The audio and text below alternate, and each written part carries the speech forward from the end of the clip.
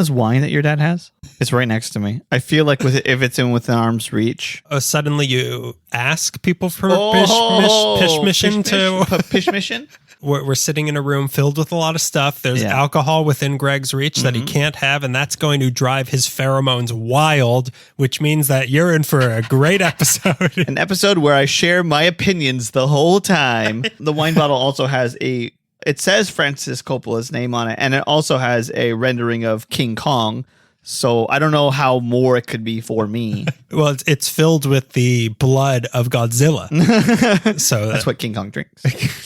And what King Kong drinks, King Kong gets. So, welcome to episode. We don't really It's know. either 116 or 117. And if I was good at my job, I'd look it up. We're beforehand. syndicated. This is our first syndicated episode of LA Meekly. You can watch this on UPN in a few weeks.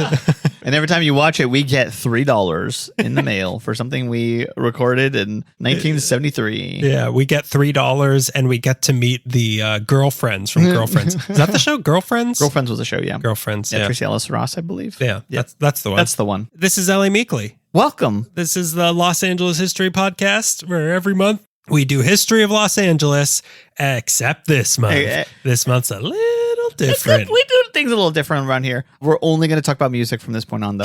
Just so you know, this episode's it's kind of exciting. I'm excited. It is a little. This is we've never expounded so many opinions as we will. No, usually we're kind of loosey goosey and we say stupid things, but we usually will have to read 9 apologies. 9 apologies. Yeah.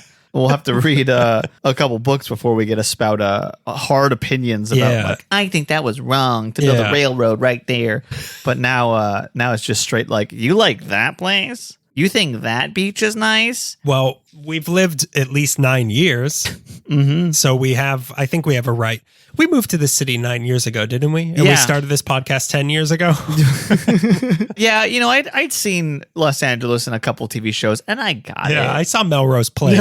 And after I saw that finale of Melrose Place on UPN, I said to Greg, we're still going to stay here in Boise, but we're doing a podcast on Los Angeles history. Because I got to get in with Courtney Thorne-Smith. I have to. That's the only person I remember was on that show. I don't know anyone on that show except was maybe Burt Reynolds on an episode. Burt Reynolds, I think, he played everyone's dad because they all turned out to be siblings, which is a precursor for You can't lie to me about what happens on Melrose Place when you know I don't know what happens on Melrose Place.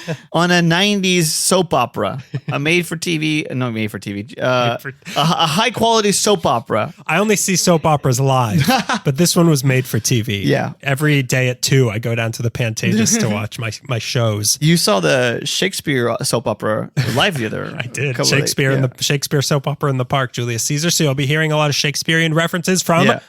thou, meaning you. So you're going to have to do the Shakespeare references. Capulet, Montague. Oh, no, I'm out. That's all I remember. He wrote the one where he kills his dad and marries his mom. That's Shakespeare. From the sick mind of William Shakespeare. From the man who brought you kill your dad, stup your mom, comes kill your president, stup your democracy.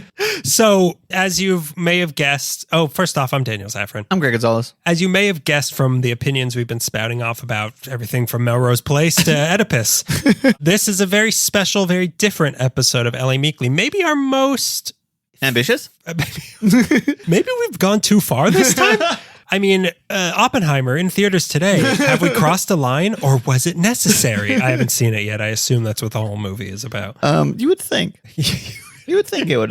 Comes out pretty hard on one side. And I don't mean this even as a joke. Einstein's hat falling off. It's kind of a big deal. It's kind of a big deal in the movie. And, we made fun of the trailer and but kind of. This is my impression of the trailer, which is, as of now, all I know about Oppenheimer. Yeah. That's Albert Einstein after his hat fell off. Yeah. They didn't invent the science to pick it up. You thought gravity was final. When something hits the ground, it's just on the ground. Hat equals MC trash. So Control Alt EMC. Oh yeah, we're visited today by. We have a new animal in the recording studio, as you may have heard his jingling. He jingles when he doesn't like where the line of comedy is going, and he doesn't like when we make fun of Albert. He's a big fan of. We're filming this in Shawshank Prison. I'm the Rita Hayworth poster. I'm the hollowed out Bible. And Oscar the dog, my parents' dog and my dog. I put my parents first because he lives with them. He's the new Daniel. After I moved out, they gave him all my Pokemon cards. But yeah, he's with us today. Yeah. Phantom is at home. Ringo is at home. And we're with Oscar. We're watching Oscar tonight. So if you hear any digging like you just did, or if you hear woof woof, or maybe woof woof, a bark bark, there may even be a growl growl. We heard a low snore not too long ago. A low snore. A sigh. You might hear an Einstein-esque sigh. Yeah. He does that a lot. Yeah. And I didn't even come up with theories about stuff like light speed or whatever. He invented light speed, right? Yeah, he invented lightsabers. Yeah. So, okay, let's explain for those who don't know what's happening in this episode. So, to preface, we're not going to have a thing of the month or a listener question because this is all about recommendations to you, the foolish, loyal listener of LA Meekly. So for months now, 2 months now, every chance we got on the street, shaking people down, we've been asking people, listeners, maybe some of them listen. I don't know. Most of them are just people who are frightened on the street. Yeah. We have been asking you, give us categories of things in Los Angeles to rank our top threes of. Top 3 dogs in LA. Oscar. Oh, okay. You say that now. What do you say when Ringo's home with you? Oscar's number 3. Oscar's number 2. Ringo and Oscar number 1. Oscar number 3. Ringo number 2. And then Oscar again at number 1. He's coming around the bend. It's a tight one. So we have a lot of these categories to go through. And what other animals will appear in this episode? I have a big surprise right outside the door. Top 3 animals that can interrupt this episode. Yeah, you just hear the Pasadena parrots screaming in the hallway. You might be a little surprised at who's in the hallway right now. The ghost of P22. He's eating all the other guests. He's eaten 2 and 3. Yeah, so we have all of these different categories. I divided each of the categories into more general categories to be so coherent. I sent you the list of the order we're going to do. I did not send you all of what the different category names are and the titles I have for each category. Geez. No wonder you said this was hard. You meant your task of coming up with puns was hard. How can I put this in iambic pentameter? Countrymen, lend me your ears. At 2, something wicked this way comes. Anyways, these are my top 3 favorite ears in LA to be lent. All the other phrases that were coined by Shakespeare. Life is like a box of chocolates. Darth chocolates. Darth chocolates. Darth chocolates. So I divided them into coherent categories. So for each one, I put mine, the ones I'm going to say, in ascending order. So the first one I say is my 3. The second one I say is my 2. I did the same. You did the same. We both were in sync. We both grew up in American culture where we count down to the best. We both grew up in Dick Clark culture, in a heavily Dick Clark influenced society. It was. I thought he was president for most of my life. I thought he was president in New Year's. Vice President Casey Kasem. I thought he was Father Time for half my life. Do you have honorable mentions? I have a couple because I tried to, I didn't want to stretch it of well, then why didn't we do just top 5, top 4? If we did top 4, I still would have had honorable mentions. I know. I tried to minimize it as much as possible, but I have 2 that I could not resist saying. Okay. So let's get started. We're going to try to not talk too long for each one because there are a lot of these. And we want some of them also, people sent in duplicates. Yeah, replicants. They sent in replicants. We had to kill them. We had to give them the Voight-Kampff test. When you look at a turtle, what do you feel? We had to give a Van de Kamp test. We had to feed it a bunch of bread. See if they died. Fish sticks. Yeah, it's a bird. Top 3 sensations when you hold a human baby. Hungry? No. If your suggestion didn't make it, because there were also a few that neither of us had any answers for, dispensaries or dispensaries. It's dispensaries. Dispensary. Okay. We could have asked, but yeah. I should have called Kush Plus or whatever. You should have, yeah. We have so many friends who smoke marijuana, both medically and recreationally, who could have and some illegally. Some illegally. The way they do it is illegal. I outsourced one, and Ada, my beautiful girlfriend, ran through and was like, "Hey, you forgot about this one." So I've had some help with my list. I got one thing from Melissa, your beautiful girlfriend, Melissa, but I tried not to. I didn't want to. There's a few categories that I'm like, well, Greg's just going to have to answer this one.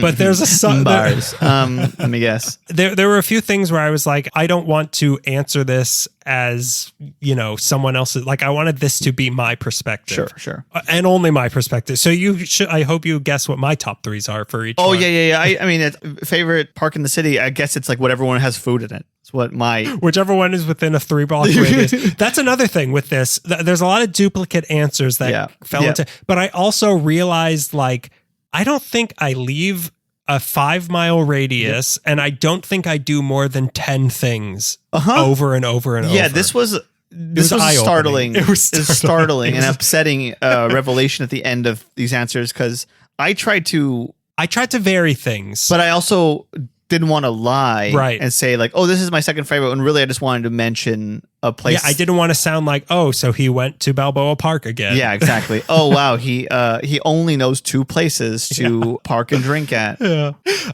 Under the bridge on 4th Street, under the bridge on 7th Street. On top of the bridge on 4th Street. Inside the bridge. I know a hideaway. Is that Mozart or Beethoven, the bust? Oh, that's Shakespeare.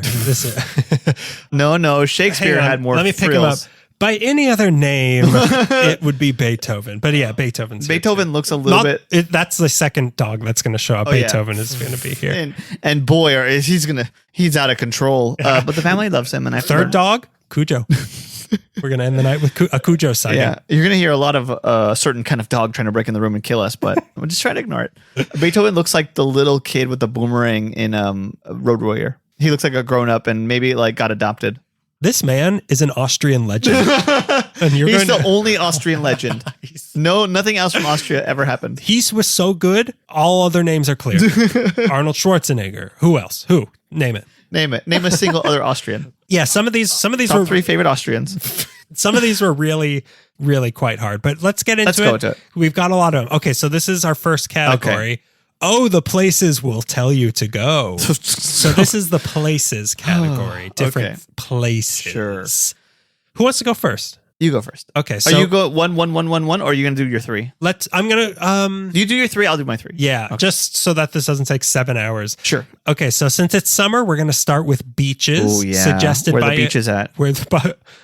No, that wouldn't have worked for the pun title because it's not beaches, it's places. Okay, so yeah, I get it. I know that was funny to say, but like we have rules here. And the rule is only I come up with the pun titles. This one is from none other than Amelia Uranga III. The phantom host of the show. Top 3 hosts of LA.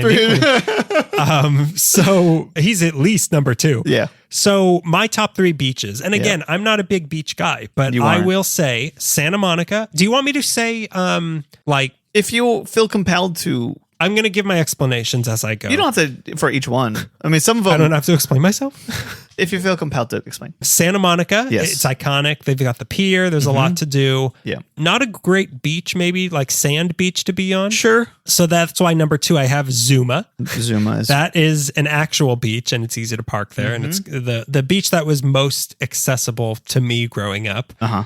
And number 1, with a bullet in the shape of an engagement ring.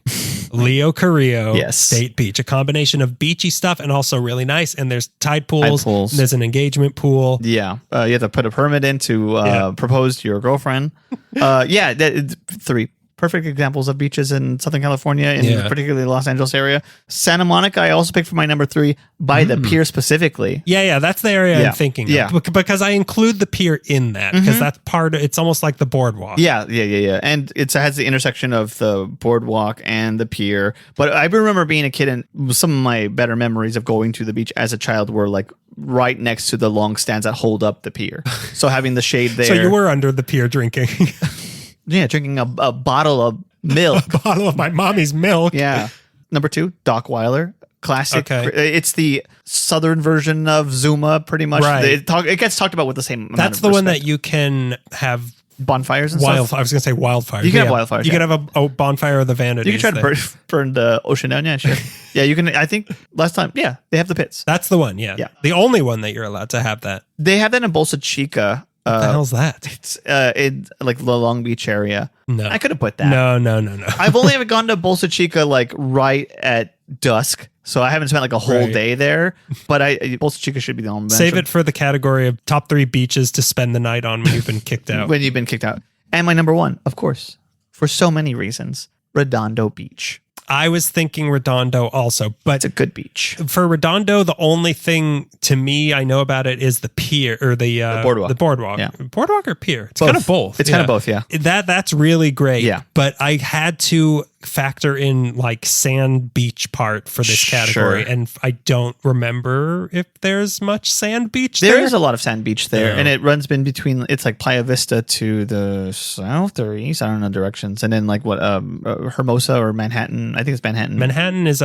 north of Redondo. Yeah, Manhattan is north of Redondo. Yeah, it's north of Redondo, and it's situated perfectly, and it's just a nice little like it's kind of in a little suburban-ish area, and it's nice. It's not hard to get to, and it's a nice beach, and it's low key as opposed to like Santa Monica, Venice, Malibu has all the models, and everyone's gorgeous running around. And Arnold Schwarzenegger's pumping iron straight out of Austria. Yeah. But you get like a lot of families, and it's just like a little low key, cool beach to be at. And plus, you have Tony's on the pier, which is really nice. Oh, here we go. Tony's more on like the pier. Tony's under the pier for you. So let's move on to the next one. The next one is from Rafael Mazor. Buildings. Top 3. Who you want to switch off? Who goes first? We'll switch off. My number 3, I might be a little biased on this, but I think it's a beautiful building. And what it serves, the community is fantastic. And it's just a strange looking place in a secret little park. I picked Brand Library. That's my number 3. Here we go. Brand Library, a beautiful building that stole all its designs from India. Number 2, nobody's going to argue with me here. Clifton's. Okay. Clifton's is a great building. Are you considering building on the inside? Because to me, what's on the outside is what matters. I mean, there's not much to it, but it's also just an old building that's still running that you can go inside of. Like that is factored in for me. Oh, then I could have picked Richfield Oil isn't still up, right? No, that was demolished a long time ago. That's another thing. We didn't pick places that no longer exist. Yes, we didn't do that. My number 1. This might also be an inside building too, an inside job. The Bradbury building. Every time I'm there, the outside is also very beautiful. That's definitely an inside job. That's an inside job. Yeah. But if I had to pick from exterior, which I didn't consider before, City Hall is just it's PP and balls, but it's a great building. And I got on, I don't want to put this on my list because, you're not supposed to like it. So my honorable... The American Boone building. Yeah.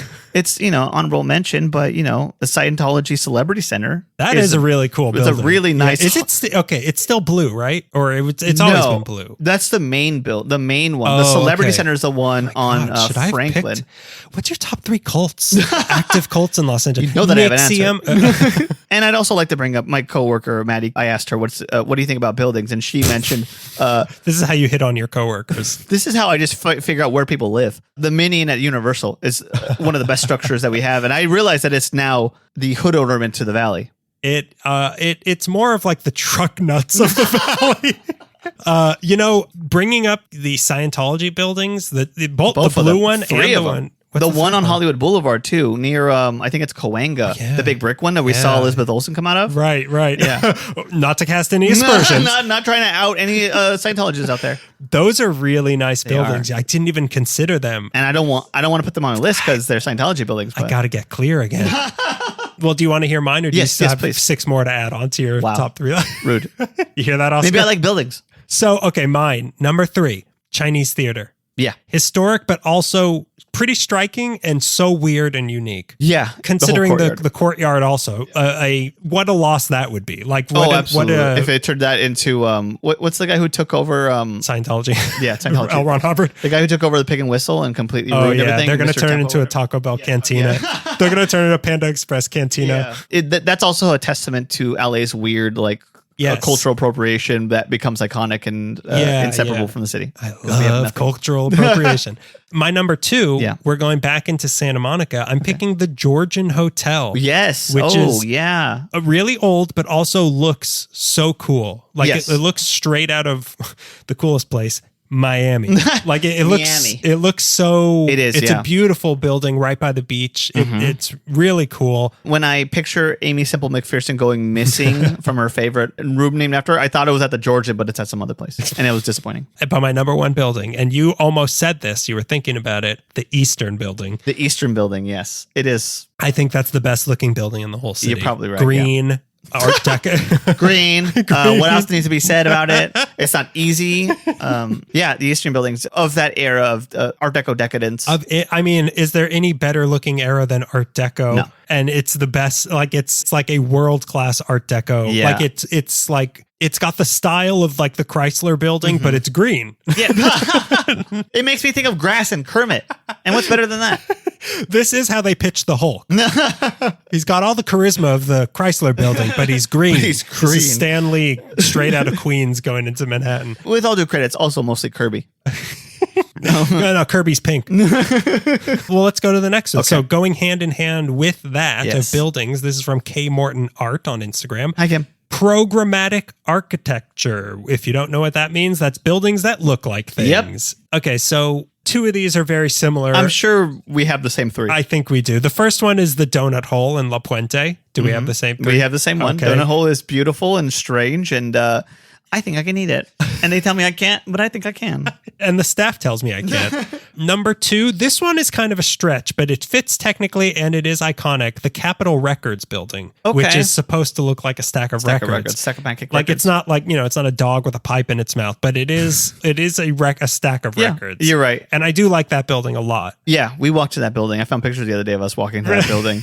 I think that might have been when we saw Elizabeth Olsen coming out of the Scientology you're right. Center. Yeah. What we were doing that night? No idea. I have no idea. Because we got brainwashed by Scientology. Number one, I bet we have the same one. Let's mind meld.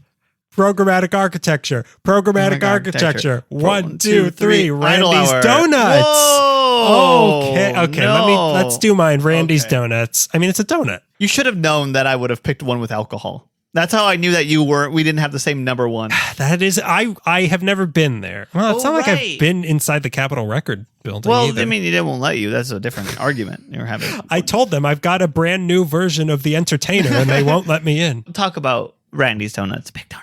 Big donut. I mean, how does it get any more programmatic than That's a true. giant donut on top of Iron it? Man did sit inside of it. Well, Bob's Big Boy. But that's not a building. He's just a guy. He's just a guy. He's just one man. Yeah.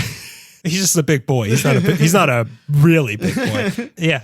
I mean, it's a donut. It's a donut. Well, okay. So tell me yours since my number 2 just So opened. your number 3 was the donut hole. Uh-huh. So, okay. My number 2 just opened up recently. I've gone there. It's great. Tale of the Pup. I thought about that too, but I haven't been there yet, so I felt weird picking it. It's a big hot dog. Put the big hot dog through the big donut. That's how you get donut holes. And like I just revealed, my number 1, of course, is Idle Hour, which is a great bar. It's in the shape of a barrel. You go inside of the barrel, and there's another big thing. There's a dog. The dog with the pipe. Yeah. Okay. That is a 2-for-1. It's a 2-for. That's a babushka program. It's a programmatic babushka. And it's at one of the worst intersections this city has to offer, and I still brave through it. I'm brave. Because we have something about intersections coming up, and I was thinking, should I pick that intersection, the one street over that's just as bad, and then that 8-way stop sign and Beverly Hills? No, that is one of the worst intersections. That deducts some points for me. Yeah, small. Should we move to the next one? Yep. This one's from Joanna Linkhorst. Oh, hi, Joanna. Of Rockhaven. Save Rockhaven. Friends of Rockhaven. Who knows? She might get mentioned there later. Who knows? She's had her. No free plugs. So this one she suggests is viewpoints. Great suggestion, by the way. Yes, several people did suggest this one, but she was the first. I had a long list. This is one where I actually had to sort and cut. Yeah. Number 3, of course, everybody knows this one. Griffith Observatory has one of the best views in the city. We should have mind melded. Yeah, that is a great view. The 3 I picked are 3 different areas of the city to see, but the Griffith Observatory one is like the best view of downtown and like the mid city. Yes. It doesn't get better than that. You're absolutely right. Yeah. My second one, we learned about this, I think together, we went together, the scenic deck at City Hall. Oh, okay. That's a good view of the city. You get the industrial stuff. You turn, go to the right, because you get like a 360 view of the city. Yeah, and it's free. It's freebie, yeah. I think we learned about it and went there like a week before City Hall got shut down for rice. Rice. Was it rats? It was rats. The rats may have had lice. They carried the plague. Yeah, because all the articles that were like, The lice had fleas. The lice had fleas, yeah. Were like, there's rats in City Hall. Also, there's vermin. My number one, though, I went to again recently. And, I think this every time I go there, but like I was so stunned. It was like, I think like a day out. It was either raining or the day after it rained, but it was just a beautiful day out. Forest Lawn in Glendale has a fantastic view of the where city. The cross is? Where the museum. You like hang on to arm, each arm of the cross? You be one of the devil or angel on his shoulders, and you just get a view of everything. If you're the angel, you get to see Dodger Stadium, ironically. But if you're the devil, you get to see Sunland Tonga. And it kind of depends what you tell him. Honorable mention, I just thought about it. Let's not forget the Getty Center. Yeah, I can one up the Getty Center though. Whoa. I think I have a. Greg, what's this? Get this. I've got a better Getty Center for you. So my 3. Yeah. So I'm taking you all around the city now. Number 3 for me, Reseda Point, up Reseda and Porter Ranch. You see the whole valley, and you can see downtown in the distance. So if you want to see the whole valley, that's where you want to go. Yeah, boy. And you do want to see the whole valley. The valley is the whole. I believe, Greg, don't you live in the valley? No, it's valley adjacent for sure. It's the valley annex. So my number 2. Yeah. This is a place I learned about and went to for our hit viral video on TikTok. It's called the Queen's Necklace Overlook in Palos Verdes Estate. Right. It's a view of the best view of the ocean you're going to get in, like everywhere up to Santa Monica, and like a really good view of the ocean. Yeah, you're telling me I still want to go there. Yeah. There's no other reason to go over there than that view. I feel like people might disagree with you, but okay. Oh, what? You want to see the houses slide down the hill? That's what you want to see? You want to go loot those houses? Rooting the hill on? Yeah. Come on, you can do it. Come on. My number 1, yeah, Griffith Observatory. Oh, great. For reasons stated above. Yes. That is my top view in the city. Especially now that it's impossible to park up there. That makes me want it more. Yeah, I park near the Greek now and will walk up. So when you get to the top, it feels like a treat, like like a award. A nice refreshing view of the city. The city that I have to walk back down to. Well, the next category we have, this is from Bruce Babcock. Hi, Bruce. This one, college campuses. Okay. This one's, it made me wonder. Do I like college? Did I go to college? Other than one, really, I wonder if we have any nice college campuses here. I mean, there are some that I like. You're going to see that I don't really know how to talk about college campuses. So my number 3, USC. Okay. Only because the buildings are really old and cool. There's a lot of cool buildings. I can't say that there's much to do other than look at the buildings. We're just strictly talking about the campus. We're not talking about the fact that it's next to certain museums. No, I'm talking about the accreditation. Their tuition prices, yeah. No, I'm talking about just the campus. Just what the second you I'm not going to say the Natural History Museum is part of USC. No, but it's certainly a cool thing about being on the college campus. I guess. Okay, I'll allow it. I'll allow it. My number 2, the Claremont colleges. Okay. We went there again for our hit viral video. They're really big and open, and it's like a huge, expansive and expensive campus. But my number 1 with a bullet is UCLA, because it's not just the buildings look really great, but there's a lot of places to just sit and see things. There's a botanical garden that's really nice. There's a museum there, which USC has also, but this one's better. Really cool old building, like the library and the theater. Yeah. Royce Hall. I saw John Waters there. Coincidence. Yeah, and because they have the film preservation stuff there, their library is fantastic at UCLA for if you're into film studies. My number 3 was Occidental College in Eagle Rock, which is a little bit hidden, but it's an old college and it's a very nice campus. I like walking around there. I've never been there. Well, you don't care about Obama and you voted for McCain, so it makes a lot of sense to me that you don't know what Occidental is. Yeah, I hang out where McCain went to school. He went to CSUN. Mine number 2, like you, USC, great old campus. Always makes me want to read detective novels for some reason. Yeah. And then you leave the campus and you're in South Central. You're not in South Central. And you're in a detective novel. Yeah. And my number 1, also like you, UCLA, is beautiful. It's by far the nicest. I mean, it's like a world class. Not that these others aren't, but and you leave and you're in Westwood. And you leave and you're in Westwood. Yeah, it's a very beautiful campus. And it's very big, too. Like, it's kind of hard to walk around. Yeah. It's huge when you have to park by the cemetery like I do because it's free. But where you're going is like on the football field. Yeah, you're walking to Bel Air. Yeah. Well, I came all the way from West Philadelphia for this. Where I was born and raised. Some things happen on the playground, but I don't want to talk about it. So let's move on to the next one. This one is from Writing on the Walls _ LA, of which he suggested many good ones. So his name, that's his Instagram handle. He's got a lot coming up. Parks. Okay. Randall Park. Great actor. Well, you said that, and I was like, oh, I haven't been to Randall. Do they have picnics at Randall Park? This was really hard because I really like the parks in our area. And I've had so many good memories at so many parks that are all over the city, but I really had to narrow it down to which parks do I really enjoy just being in. Even if it was a bad situation, I'd still be like, well, I'm in a nice park. Even the time I was kidnapped. Yeah. It happened in a nice park. My number 3, and this was hard. I can't believe this is my number 3, but my number 3 is Leopold Park in Elysian Park. A sub park within the bigger park. Right. Which is now apparently you can only do by reservation. What? Yeah, you can only go to the park by reservation? Yeah, because they have to open a special gate to let you in. It's a long, but it's a beautiful little park within Elysian Park, named after the watercolor artist. And we used to hop over the long mountainside and skate there, and it was always very nice. My number 2, Lake Hollywood Park, which sits right underneath the Hollywood sign. Is that the one where the Andy Griffith? No, that's the Reservoir Walk. Okay. But there's a park not too far away that you'd have to drive over to.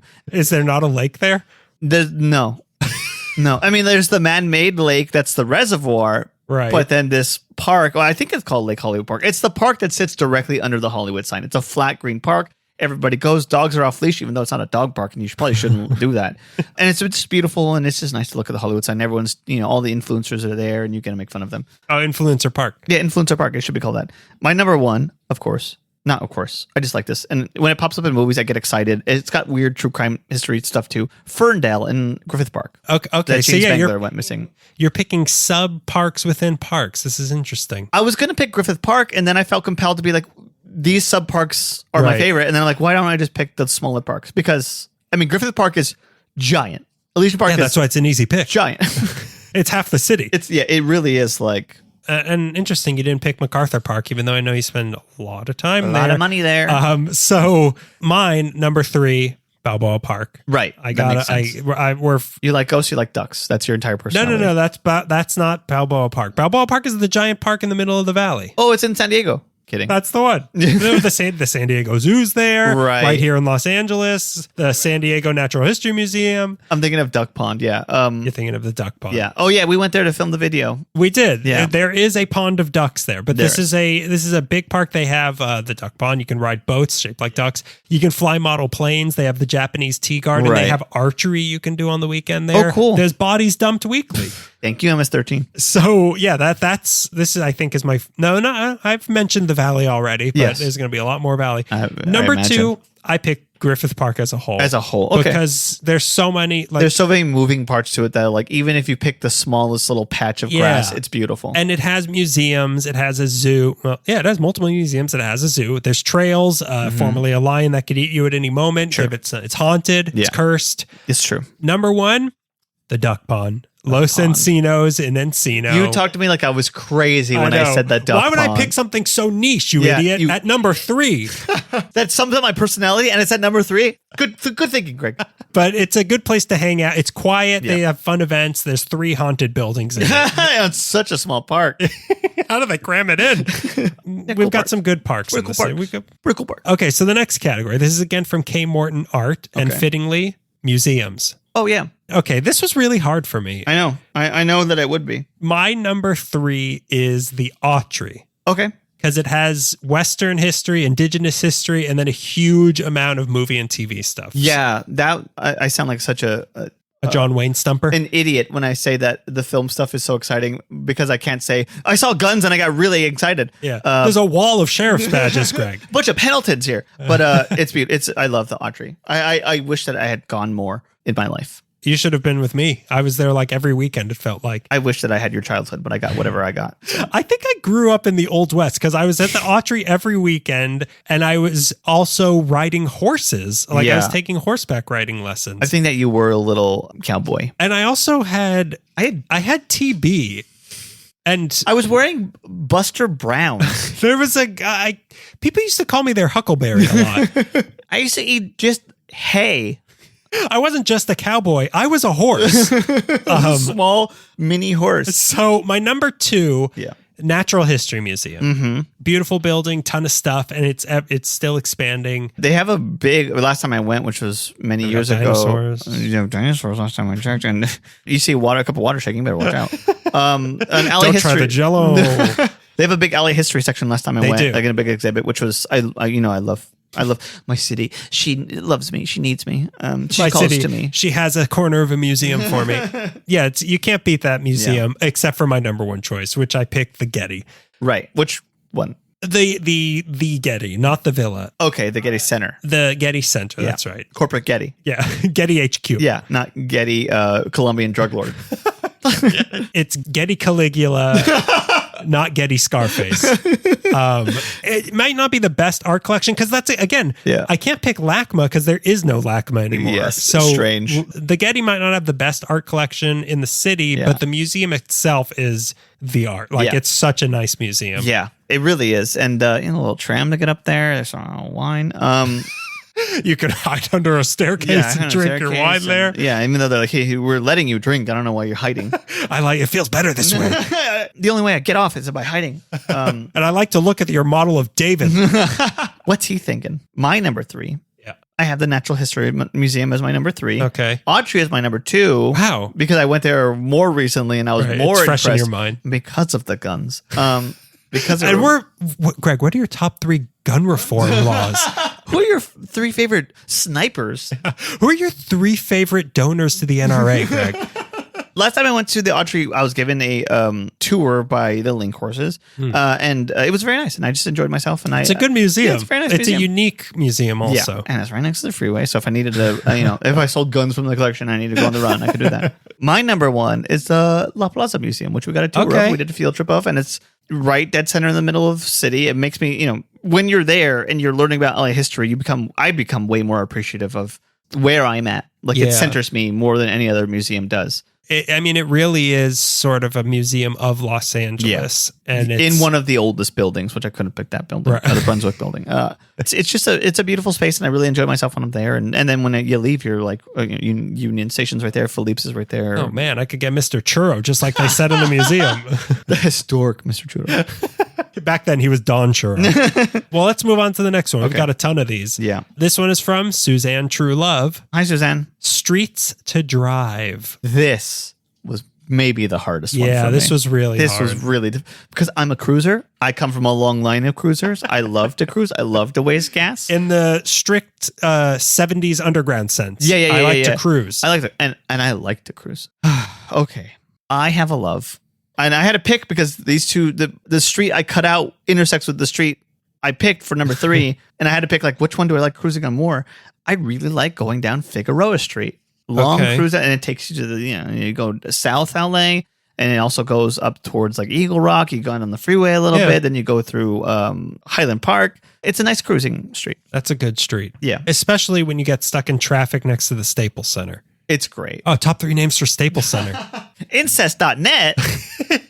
My number 2, you can go from, I believe, like the western or the eastern edge of the valley all the way to Glendora. I love me a foothill boulevard through La Crescenta, through there's interesting stuff. Yeah, this is like your country road choice. Yeah, this is my country road choice. This is for all of our middle Los Angeles listeners, the flyover parts hill of Los people. Angeles. Yeah, and my number 1, it's a new one. And it's not very. It's a new one. It's a new street. It's the purple line. I love the drive on the purple line. Sierra Madre Boulevard. There's a strip that goes through Sierra Madre. It's probably like 6 blocks, but it's very like Mayberry. Okay. And I really like driving. I really like cruising. It's just like when I thought you couldn't get any more backwoods. I'm becoming more and more secluded. Post-pandemic, I'm going further and further in the hills. You're whittling more and more these days. And stop me. And honorable mention for Lake Avenue in Pasadena. Goes all the way up to not Eaton Canyon, whatever the haunted forest is up there in Altadena. But it's great. It's a great drive, and I'm always surprised to find stuff there. Well, mine, we don't have any overlapping ones at all. My number 3, Sunset Boulevard. Yes. I mean, it's not exactly pleasant when you're the driver, but if you're the passenger on Sunset Boulevard, there's so much stuff to look at. There really is, yeah. Iconic. Number 2, of course, my beloved Ventura Boulevard. Ventura Boulevard. I knew that was Ventura Boulevard. I'm surprised that's on number 1.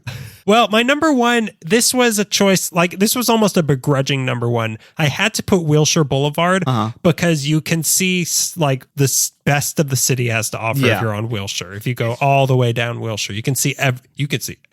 Greg. Yeah. Remember we went to the Forest Lawn exhibit for our field trip, and they had like a panoramic 6 shots of the entirety of Wilshire from downtown to the ocean. I remember thinking like, oh, Wilshire really does have everything on it. It's got It's got everything. It's got traffic. It's got the most red lights I've ever seen in my life. It's got everything. And RFK died right here. All that and RFK's death site.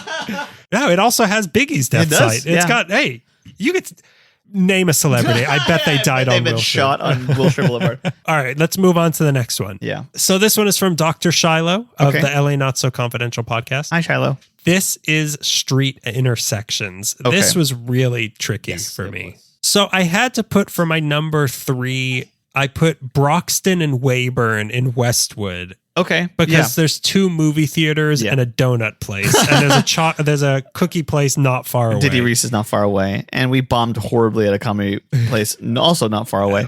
Within arm's reach as the donuts were, so were our failing comedy careers. But yeah, that's, I mean, not exactly a nice intersection, but it has like a one of those scrambles you can get. You can go every which way. Oh, I just go in the middle and freeze. You know what sounds good right now? It's a scramble. I like a Weyburn scramble is what I like. So that's my number 3. Number 2, I'm going to say Hollywood and Highland because I like to see what the dinosaur is wearing on top of Ripley's Believe It or Not. We have both in other episodes have said that is the worst intersection in the city. Horrible. It's horrible when you're driving. Yeah. But as a pedestrian, it's kind of exciting. I think it's only good for the dinosaur. I mean, now we're talking Jurassic Park again. Also a place that we've bombed within arm's reach. Oh, you're absolutely right. Mel's driving. I watched someone go to sleep while I was performing comedy. And my number 1, I'm going to say Radford and Ventura, which it's not this one is not the best physical intersection, but it's a gateway to fun things in either direction. Okay. If you're on Sunday, there's a farmer's market where I see celebrities all the time. Yeah. Hayden Christensen, Bobby Moynihan. Celebrities and Hayden Christensen. Other Jedis.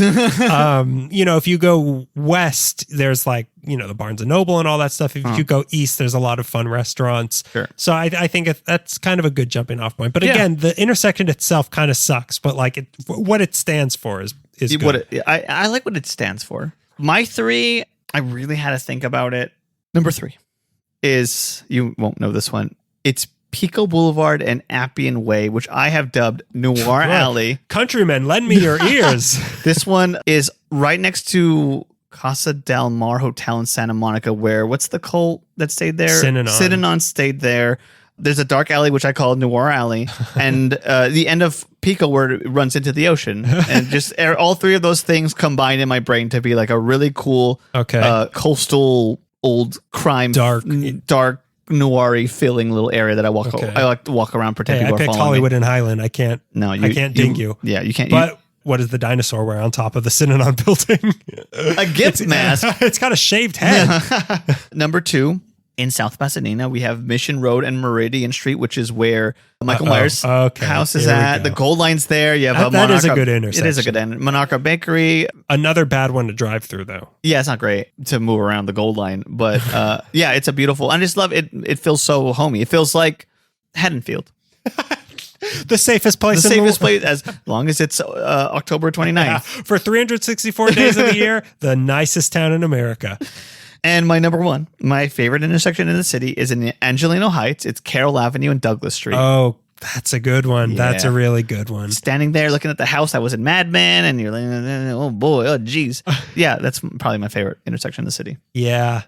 I was trying to think of ones that were like, what is a place where you're driving and then all of a sudden you're like, oh, this is like a nice lake. Yeah. I could not think of any. So I picked Hollywood and Highland. The next best. Oh, it's a lake of urine. Oh, I really like to drown right now. Hollywood and Highland. All right, so the next one. We're still in the same places category. This is from Kryshell. Hi, Kryshell. Kryshell. I said that. It's pronounced Kryshell, okay? Kryshell. Kryshell, Jeffrey. Freeway interchanges. Okay. This one is also really tricky, it turns out. Because I don't like to change the freeway. I like to just zone out as much as possible. I don't like to think about having... I put my brain on Tesla autopilot. I picked, for number 3... the 5 North becoming the 118 West. Wait, okay. That's when you go up the long windy thing that goes in the air, and I think about the motorcycle. Isn't that cop. the 405? Is it the 405 to the 118? To the one. I think it's all three of. No, it might be all three of them. The one. I think it's the 405. But I catch it when I'm on the 5. But I'm trying to think of what happens to the 405 at that point. And it might also be. It might be the 405 118 interchange. Oh no! Are you talking about the one that goes through like Silmar, Lakeview Terrace? Kind of, yeah. Okay, that does have a ramp. Sorts. A ramp takes you in the air, and then you're on the 118 going, I believe, west. I don't know directions. Number 2, I picked this almost out of spite. The chaotic 110 South musical chairs outside of downtown, where everyone's just doing this. Oh God. And I like it because I know where I'm going. Because it's a beautiful ballet. Yeah, exactly. A wonderful dance that some of us are doing waltzes. Some of us are doing a 2-step. Some of us are doing a square dance. I take that almost every day now, and just watching everyone just like go in the opposite directions. Yeah, it's adrenaline rush. That'll wake you up. There's a beauty to the ugliness. Yeah, exactly. And then I picked for my number 1, and this goes either way, being on the 2 going to the 210 or the 210 going to the 2, but you're in such another backwoods one in La Crescenta by the Olive View Hospital, where either way you're going, you're just so high up above the city that it just feels like you're safe.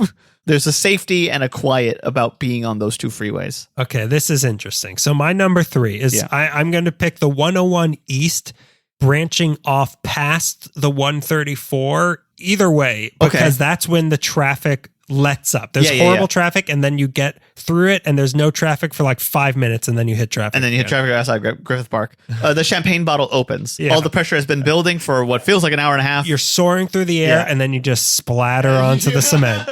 The cork hits the light, and then the shatters.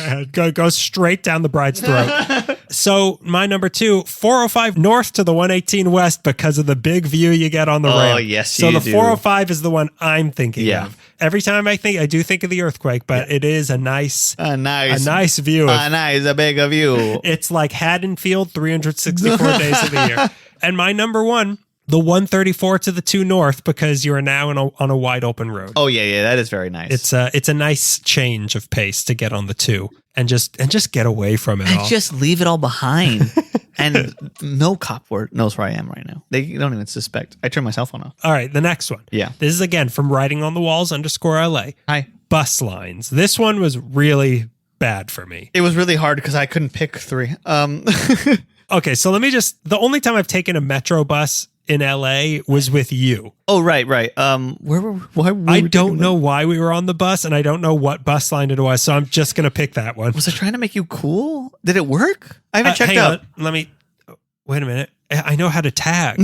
So yeah, I must have been on a bus. I must have been on a bus. I know how to pee in public now. I must have been on a bus. So whatever that one was, and then I have to cheat on this one. I'm going to pick the Hollywood Bowl Shuttle. Sure. Which is not a great bus, but the alternative is even worse. Yeah. And then I'm going to pick the Flyaway bus to get to the airport, because that's a lifesaver sometimes. Yeah. You are very privileged. You're right. To take the Flyaway bus. To not know the metro lines intimately. Oh, you were a loved child. Oh, okay. Yeah. You didn't. I was loved by my car. My only friends were Manny, Mo, and Jack. And the Shell station down the street. Okay, for bus lines, number 3 is not bus. No bus. Oh, sounds pretty privileged. Okay, number 3 is the line 4, MTA 4, used to take me from downtown to Santa Monica. It was 2 hours. But if you really wanted to get away from home, a 2-hour bus ride to the beach sounded really nice, especially if you're just going to walk around and pretend to be Kurt Cobain and not have any money or anything to do. It was a nice little ride. And going from Echo Park to Santa Monica felt like I just went to another state. Like it felt like in movies when people leave New Jersey and they get to New York City and they're like, oh, stuff to do. The 92 between Angelino Heights to Glendale, which I would take all the time to go to Glendale. Now that I live in Glendale, I'm like, why would I ever want to come here?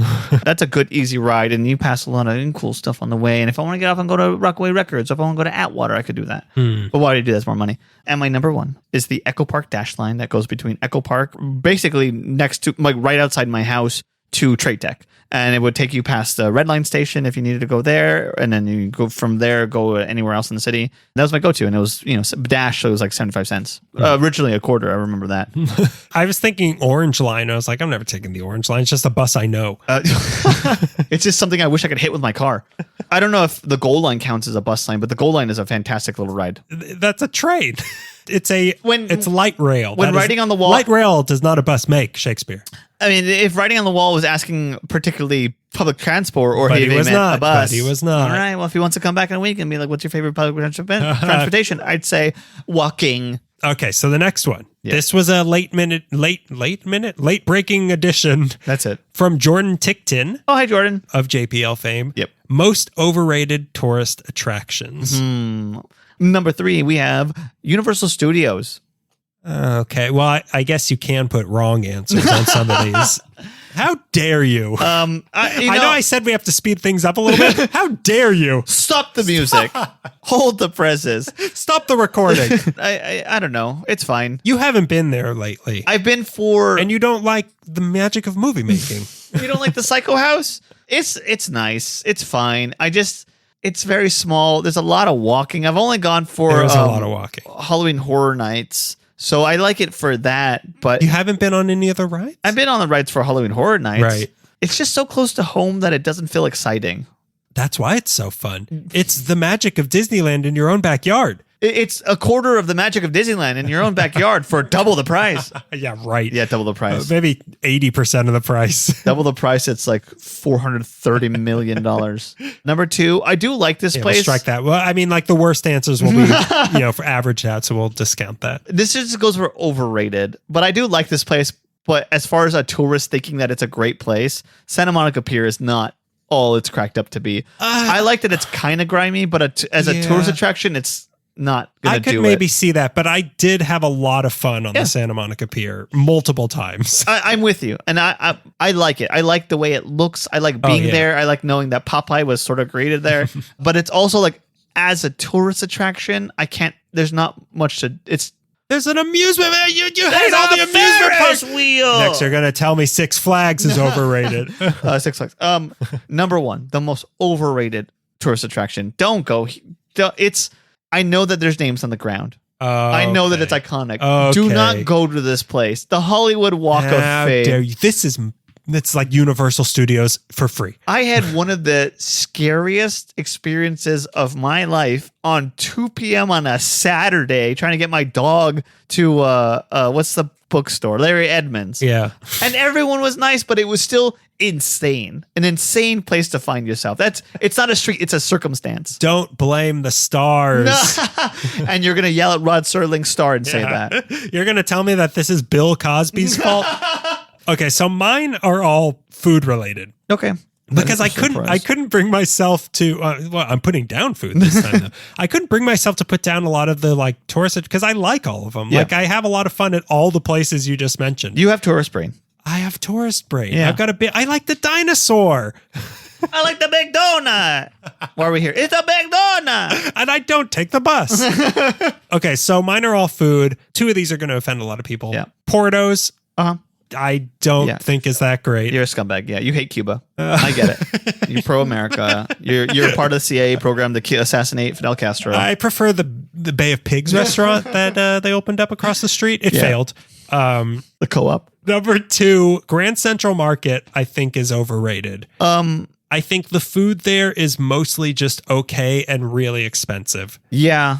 I don't know how I feel about that. Okay, go ahead. Well, my number 1, speaking of okay and always expensive, food trucks in general. Like I know LA is like, oh, you got to get food. The food truck, and I'm not talking about like taco stands. Those are great, but like the places that are like, I'm the flaming lobster. Yeah.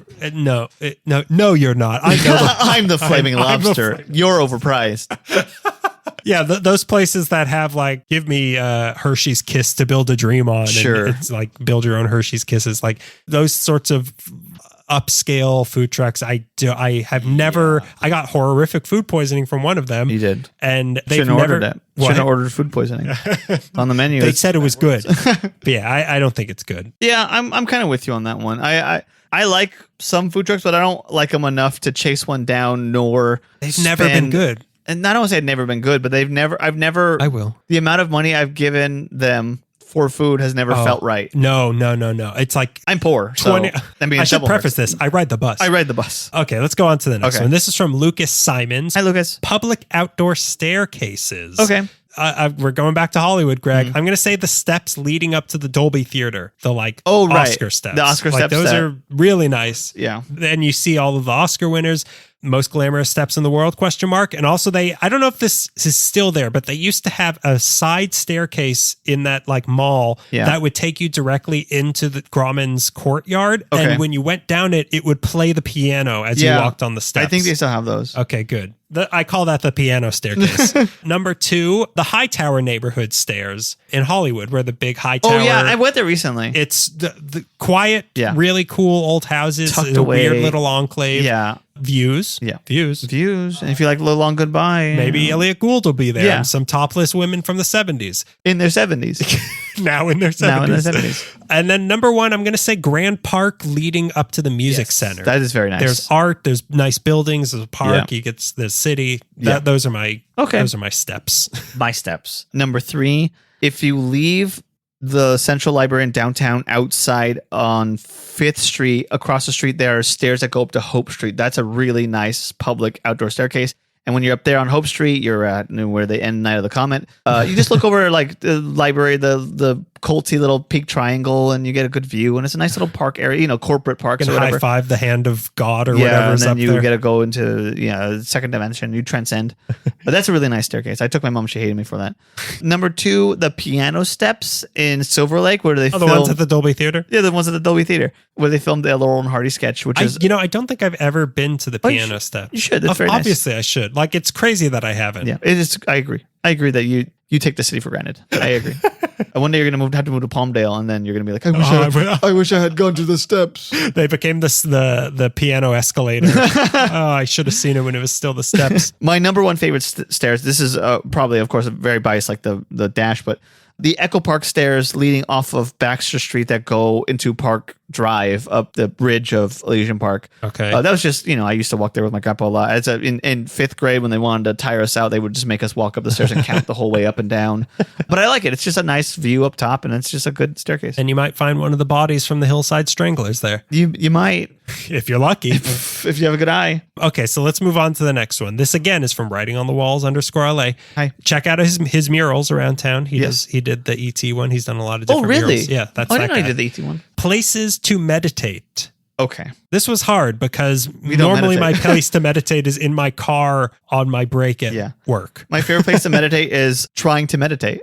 Is failing to meditate is my favorite place to meditate. Oh, you mean place to start meditating and take a nap? Yeah. Or just scream out in pain. My number 3, a very quiet park every time I've gone there, and you're just above the ocean, and it's kind of haunted, so you might meditate and get possessed. Point Furman Park in San Pedro is a very good place to find yourself, and you got the big bell steps away. The Korean Friendship Bell is steps away. You have to get in your car and drive 4 hours or so, but okay. Steps away. My number 2, I've only gone there one time in my life, but I found it very peaceful. Leo Creel State Beach. I know one thing you can do instead of meditate there. And my number 1, of course, in Mount Washington is the Self-Realization Fellowship, which used to be the hotel, which sits on Mount Washington. And it's a very calm, quiet place where you're supposed to meditate and do yoga and stuff. Is that where where Don Draper came up with the Coca-Cola jingle? Yeah, that's where he came up with the Coca-Cola jingle. And then somehow they landed on Sprite. I don't know. I didn't really watch the show, but I think that's Peggy. I've got it. That's brisk, baby. Okay, so mine, I'm going to again say Reseda Point. Okay, we can go up there and just be alone above the valley. Yeah, ET might show up. Barnsdall Art Park. Oh yeah, you're also high. This is where we keep wanting to go up high to meditate. We want to get high. I know. So high I can enlighten myself. Yeah, you can see towards the ocean if it's a clear day. Pretty quiet there. And my number 1, I'm going to say Point Doom. Oh, Point Doom. We're overlooking the ocean. But I like to go there. I hear it's a pretty easy walk. Okay, next one. This was from Bruce Babcock. Hi, Bruce. This is places to feel like you've stepped back in time. Hard. This was a hard one. This one for me was actually pretty easy. My number 3, I'm going to say the Louvre Hippodrome at the Santa Monica Pier. Yes. Carousel is should have been mine. The Hippodrome should have been mine. Number 2, you and I went here together.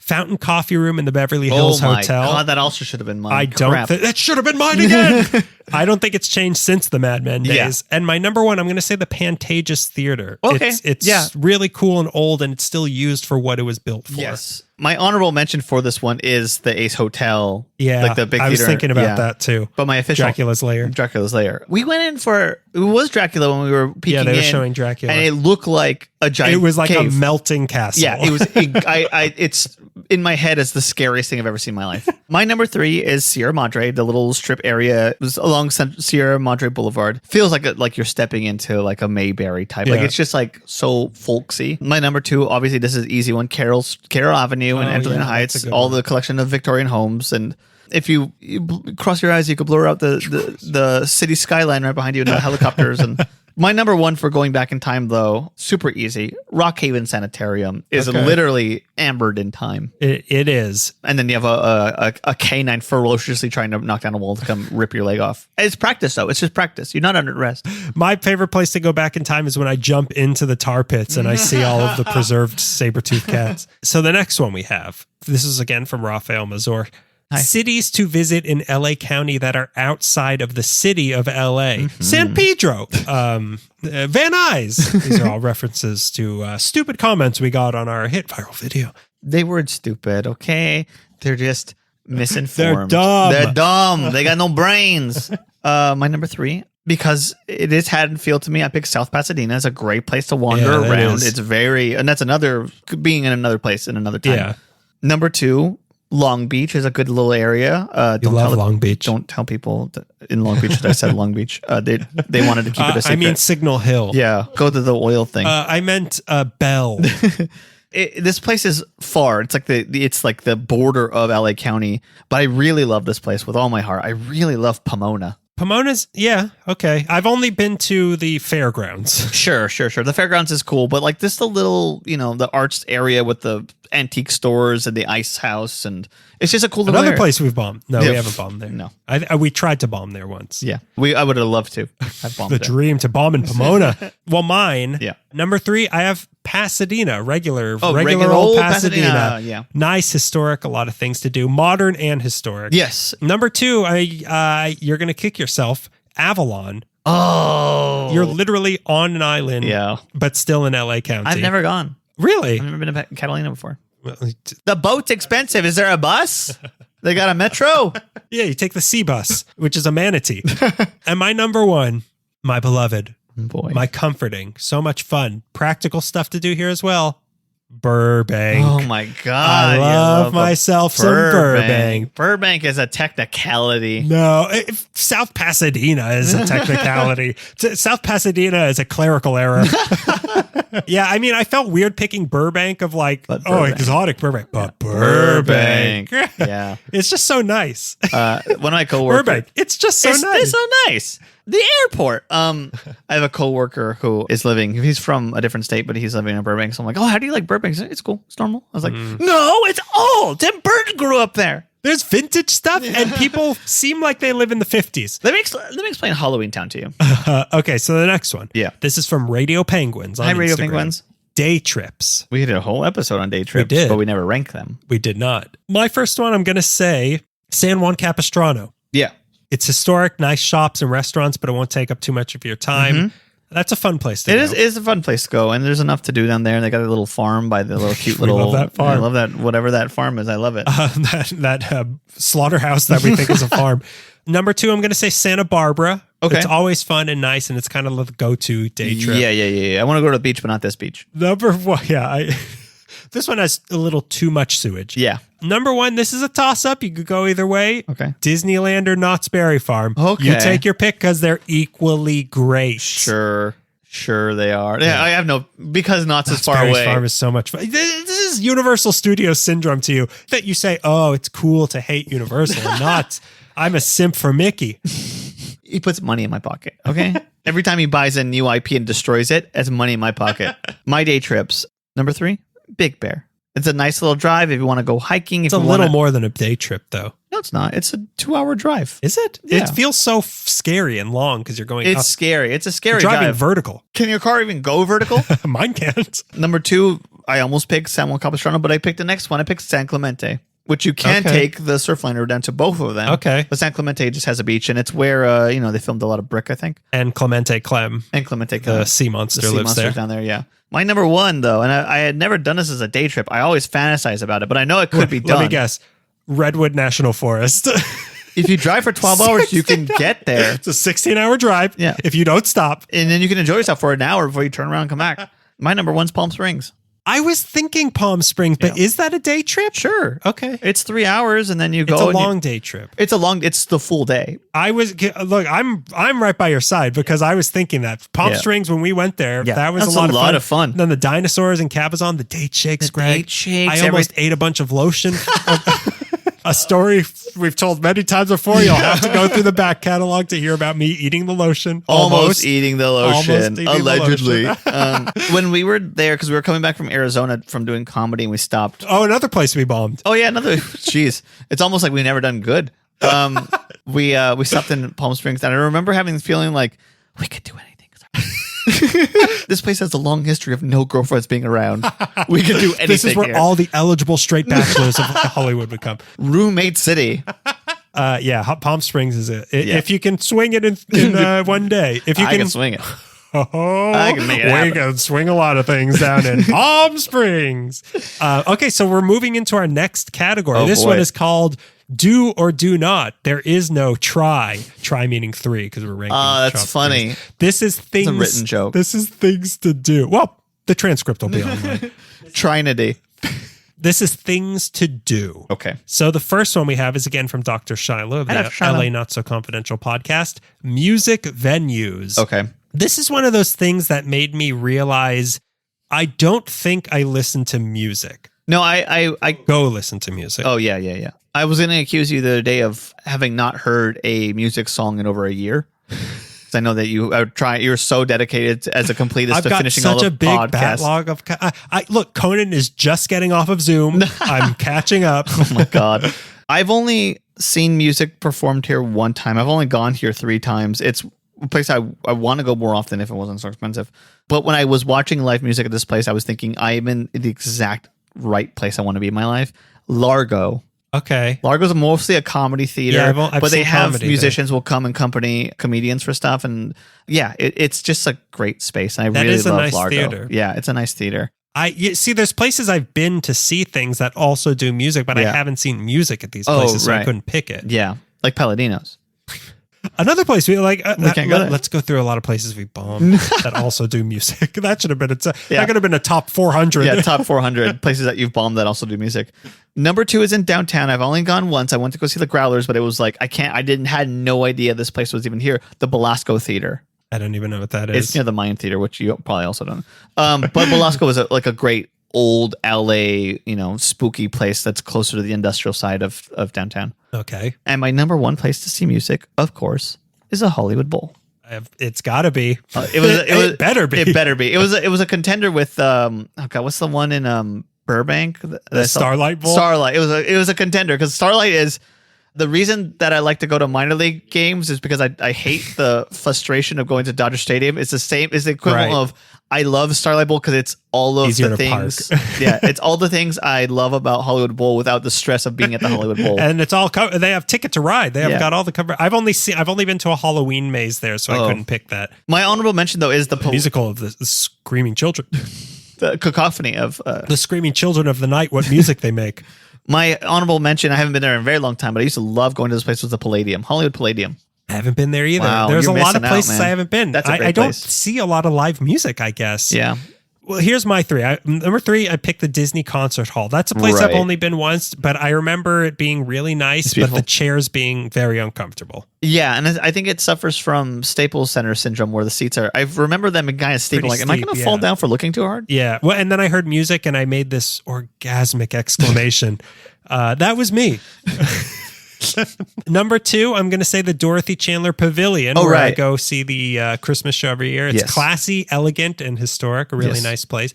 It also if you're up top, it kind of has that Staples Center thing going on, where you're like, like the hang time before you go down a roller coaster. Yes. And not spare hang time. Number 1, Hollywood Bowl, of course. Favorite place in the world for me to see music. Yeah. And that's a place I actually have seen a lot of live music at. Yeah, you have. I think if it's at the Hollywood Bowl, it's a better chance of you seeing it than going to like a I'll see average place. The Hollywood Racetrack, where I see X all the time. That's my number one. Not there anymore. Okay, so the next one, next one is from Chris Williams. Hi, Chris. This one was even harder for me. Yeah. Bars or clubs to see live music. Because again, like I as rarely as I go to see like a big name concert, it's even more rare that I'm going to see a band that's going to be playing at a bar or a club. Yeah. Unless it's like the Rolling Stones dropped in.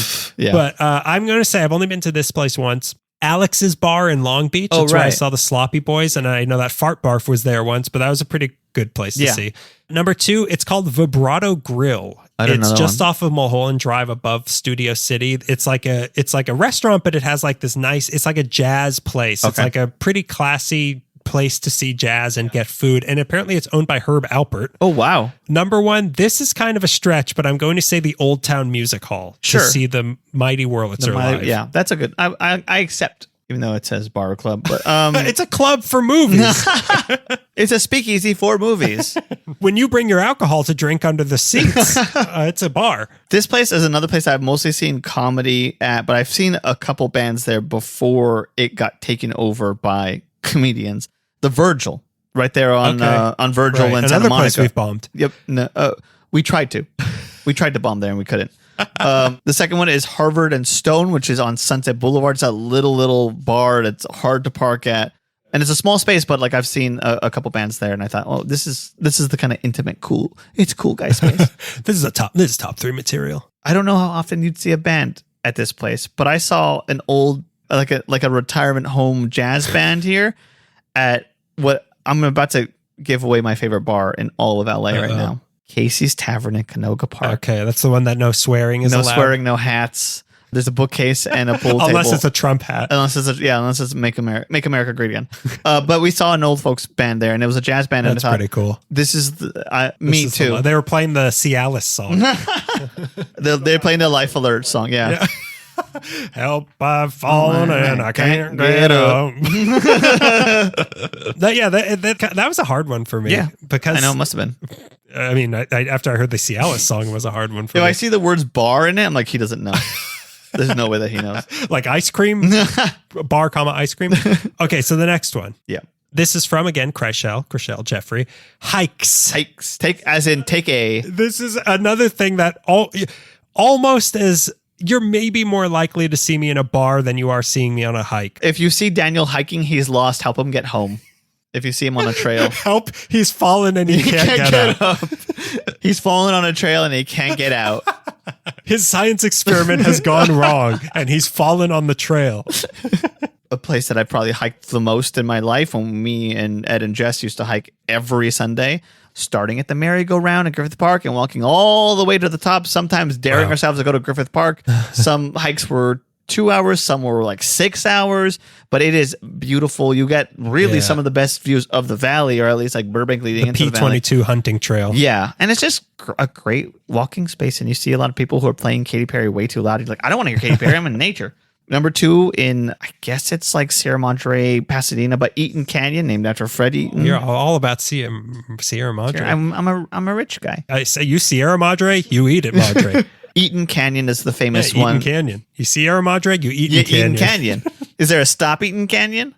Eaton Canyon, I think it's in like Pasadena or Sierra Madre, one of those northern Pasadena areas in the hills. It's the one that's famous because it has a waterfall at the end of the trail. And it's also you're not hiking high into the air. It's pretty like it stays lower to the ground.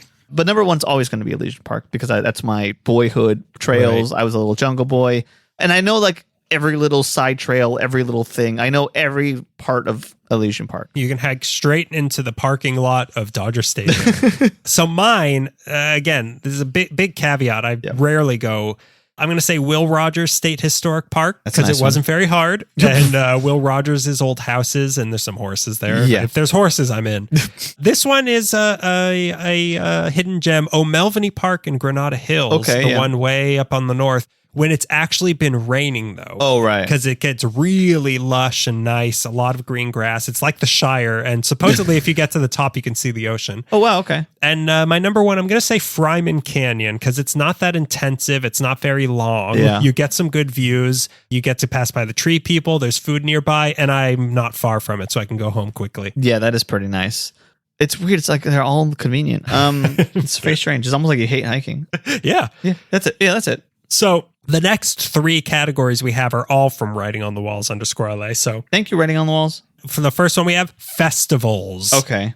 So for my number three, I'm going to say the LA Times Book Festival. Oh, right. Yeah. I love that one. Books galore, celebrity book signings. I waved at Weird Al. Sure. I almost got to meet Mark Hamill for the second time in my life of almost meeting Mark Hamill and not getting to meet him. Yeah. I went to go shake Patton Oswalt's hand. He gave me a fist bump instead. I'll never forgive him. Yeah. He gave me the over his head. Lots of giveaways, but it is always hot there. Yep. Number two, I'm going to say Las Posadas at Olvera Street, which is the thing they do at Christmas time where they have like a procession. There's a ton of flowers. Yeah. And there's tamales and champurrado. Oh, yeah. I love it. It's at Olvera Street, like I said. Mm-hmm. And number one, I'm going to say that the Rose Parade after parade viewing. Oh, yeah. That's so it's good. just like a park or a street where all the floats are parked and you can just walk by. You guys really sucked. It. Yeah. You blew it out there. The lizard's eye didn't move. You used geraniums. It should have been daffodils. That wasn't a believable cereal box. But it's also impossible to park there. Yeah, it's. I can recommend some buses. Festivals, number three. This one isn't a festival anymore, but it was never officially stamped out. So I hope that one day it does return, because we do not have a comedy festival in Los Angeles. Right LA. Oh, that we could bomb at. Right LA was doing its thing in downtown for a while. And I really enjoyed myself. I volunteered like 2 years in a row and I got some good experiences out of that. But we don't have a comedy festival in like one of the biggest cities in America, which is strange. Well, I mean, that's because we're the top comedians in LA and we keep bombing. It's almost like we personally don't do good. The second one was Echo Park Rising, which, close to my home, but also me and my girlfriend Ada had wandered into it. She told me to tell this story. Tell them about how we saw a band in an abandoned lot on Sunset Boulevard. I do remember that, closer to the Edendale Library. And how we went to the bar, which it was named after a ship. It's on Echo Park Avenue next to House of Spirits. The Titanic. We went there and did the trivia night. Trivia, that place, whatever that place was called. And everyone was cheering our friends to arm wrestle, but it was not their intention to arm wrestle. They just wanted to pretend to hold hands and pretend to arm wrestle. But a guy turned around like, "Are you arm wrestling? You better go right now." And it was a very strange thing to happen. And then they ended up having to arm wrestle because this guy was cheering them on.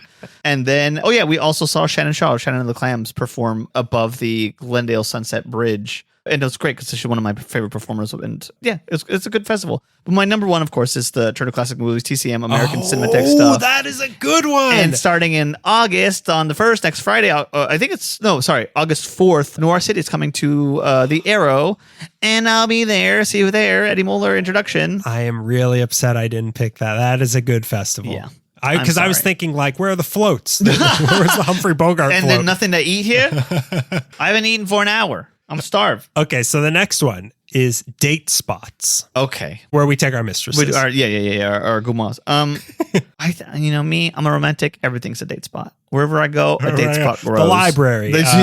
Wherever I could riff on books. My number three, I just like walking around this boardwalk pier, the Redondo Beach Pier. I love it. It's just that's good. It's gorgeous and the beach is nice. Nice sunset right there. Mm-hmm. And there's some nice restaurants and Tony's is a great place. But it's just, I don't know. I just enjoy being there. A lot of places where you can be slapped and called fresh in public. Yeah. My second one, of course, is Colombian George Loris' house. The Getty Villa is a great date spot. If you're looking for a date spot to look cultured and also look at the ocean, that's a good one. Getty Villa is a really nice one. A lot of walking. Walking is a good thing. Christopher Walken's a good thing. My number one, though, I'm dating here. I don't know why I picked this as number one, but I think me and my girlfriend have gone there. We enjoy ourselves when we go there, and I just think if one were on a date, a good place to try is Farmers Market because there's lots of options. Yeah, you're not in a bad part of town. There's you can drink alcohol, or you can have like desserts, or it just seems like a place that's full of options that you won't strike out very easily. That is the best place for options in the city. I think you don't paint yourself in a corner if you go on Farmers Market. Oh. Color Me Mine. That's where you want to paint yourself into if you want to paint yourself into a corner. Yeah. Top 3 places to paint yourself in a corner. Okay, so mine are in ascending order of dates, like, first date, second date, Oh, third I date. see. I see We're what you going mean. to home. I'm going to third base. And I'm going to this get you one. there, brother. So I'm going to start with Beeps in Van Nuys. It's Van Nuys, Lake Balboa area. It's a casual 50s type place to get hamburgers and milkshake. That's a good date, first date spot. Pretty good. Yeah, it's pretty good. We went. That was our wind down spot for your bachelor party. It was. You mean our date spot? Our date spot. Yeah. My wind down of a bachelor party is our first date. Also. Now that I'm all tuckered out. So then you move on up to second base. Yeah. Nearby, you grab some sandwiches from Samitas Poblana's Don Adrian. Yes. And then you take those sandwiches. There's enough trust between the two of you to go to a second location together. You eat them while you watch the planes take off from the Van Nuys Airport viewing park. Pretty nice. That's the date. Okay. Okay, now we're going to third. Yeah. Okay, strap in. Oh, this is going to be like a lover's lane, isn't it? Some dark place where the Zodiac killer shot 3 people in the 70s. The top of Gravity Hill. Lights off. Checking for handprints on the fender. I got this place. And if you find a hook on the top of the car, you know that you're going to get lucky. You got to run. So the dating's getting serious. You're going to Westwood for dinner, a movie at one of the 3 movie theaters in Westwood. Then you get an ice cream sandwich at Titty Reese afterwards. That's very nice. And then you walk her into the Veterans Graveyard. Yeah. And that's where the smooching happens. This is my grave. I died 10 years ago. That's when you disappear at the end of the night and she has to live with that for the rest of her life. I love that your dates are 3 meals you'd have through the day. That's really great. I move pretty fast. And by day 2, we're married. By supper, we're good to go. Yeah. Next breakfast is the wedding reception. Okay, so the next one. We're upping the ante. Places to get married. Yep. So I have experience with this because I've been married before. I've been married all over this town. Because we looked at a lot of places around. Oh, LA. right. Yeah, you do have experience. Number 3, I'm going to say, because we seriously considered this, the Charlie Chaplin studio. Okay. Because you can do it in the courtyard there. And also he did it in the courtyard there. With Kermit watching. Yeah. I accept you as my wife before our families, God, and Kermit. Does anyone object? Kermit? Does anyone object? Waka waka. We do. Oh no, who invited them? I haven't seen an uglier groom since I don't know since my own wedding. I did it to myself. So you could also get married in one of the sound stages, although you have to supply all your own stuff. Yeah. Number 2, Yamashiro. Okay. Really cool building with a pretty good menu, it seemed, and views of the city. In the distance, you hear magic happening, and you can't see it. Oh. Whoa, wow. And number 1, I would say if we had gotten married in LA, this might have been the coolest place, the Natural History Museum. Yeah. You can get married in front of the dinosaurs or in the Hall of Mammals, which seemed really nice. Wow. I want to get married next to like the cavemen. Can they officiate? I want to get married next to the pelican that's dressed like a professor, teaching you about the Mesozoic era. Those are good choices. I'm romantic. What can I say? Or Beeps. You want to get married at Beeps? And they don't serve food at any of those places. So that's a real surprise to me. Yamashiro has food. Oh, you're right. My 3, and potentially may one day be places where you might see me get married. Number 3, I got this idea from my ex-coworker, our meekling, Mary Brogan, Old Town Music Hall. Oh, that would be fun. That's a nice little place to get married. Chandeliers, a little Christmas tree. You could sit on the mighty Wurlitzer. Yeah. Offend everybody. Does anyone object here? You let this happen. Why didn't you stop this? Second one, the Millennium Biltmore Hotel in downtown. Nice. It's gorgeous. Yeah. And number 1, my girlfriend had to make sure to tell everybody to not steal this one. Let's hope I say it right. Velasavese Panorama. Oh, isn't it Veloslavsky? Oh, no. I think it's Velaslavese. No, yeah, that would be cool. It's a beautiful spot with a little courtyard in the back, and it's got like a little old-timey theater where I want to do vaudeville real bad. Oh, we could bomb at that too. So this next one is from Matt Brousseau of Profiles in Eccentricity podcast. Let me say that again. Profiles in Eccentricity. I can't say it. No, you can't. I can't. Competitors. Profiles in Eccentricity. A good podcast. No, I can't even say podcast. Yeah. So he says mistakes tourists make. Coming to Los Angeles. Deciding to move to Los Angeles. My number 3. Some of the bigger mistakes that tourists make. They come here to do one thing, but they come out of season. You kind of have to know, if you want to go to the beach, you can't come in December. Yeah. If you want to, like little things like that. But any tourist kind of knows that already coming out. Number 2, deciding to take public transportation places, you should probably rent a car. You're going to want to rent a car. You're on vacation. You've got the money. Yeah, you're going to have to. But I think number one, and we talked about this a lot, deciding to do too many things that are too spread out in the city. Yeah. Because the city is a big city, and you're going to eat up a day traveling and get caught in traffic and waste half the day. Yeah. I want to see Pomona. Greg loves it so much. Yeah. But I also want to go to the Santa Monica Pier. Greg loves it so much. Greg loves it so much. Oh, he also want to go to the top of Mount, Eaton Canyon. Yeah, I pick an area, kind of stick to it, know what you kind of want to do, and get a head start if you're planning to do a lot in a day, but you're going to be in traffic at some point. Well, mine, I'm going to say number 3, not flying into the Burbank airport. Any chance you can get, I think you should take it. Take the Burbank airport every single time. Only going to bougie restaurants. Yep. Originally I said expensive restaurants, and then I realized every restaurant is inexpensive, but bougie restaurants don't. Yeah. Go to some if you want. Sure. Go to Spago. Yeah. Get your salmon pizza. Sure. But then go eat out of the gutter right afterwards. And number 1, not renting a car. Yeah. Like you said, don't rely on public transportation when you have 5 days in LA. Yeah. Unless it's real close and super convenient and you know the system real well. Yeah. But public transportation, parking sucks. Yeah, there's traffic everywhere. But the public transportation is going to eat up a lot of time. Mm-hmm. So this next one is from Radio Penguins again. Okay. This is places to take out of towners. So my number 3, I'm going to say Santa Monica because it's iconic. You kind of can't miss it. Sure. Number 2, Farmers Market. Again, iconic, but like you were saying, a lot of options for your picky out of towners. And I have never done my number 1. I have never done this before, but I think it would be a great idea for the right person. Taking them around Burbank during Halloween time. Oh, yes. I think that would really, for people who are into that, it would really be something special. Yeah, that I agree with you. And then ending in Gravity Hill, if they like that stuff so much. And then we go to Beeps. Suddenly we're on a date, your mom's there. Next thing I know, I'm in the Hall of Mammals.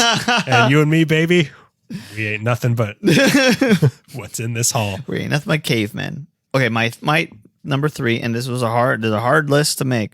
We did this with Yo Alex. He was not pleased, but I had a great time going to the Griffith Observatory. Yeah.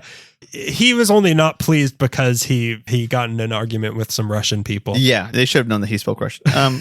Number 2, Dodger Stadium's just right there. Union Station's right there. But if you're looking for a good, honest Los Angeles-born sandwich, you're going to want to go to Philippe's, the nice hangout place. You're talking about skipping bougie places? Try Philippe's for a change. It's delicious.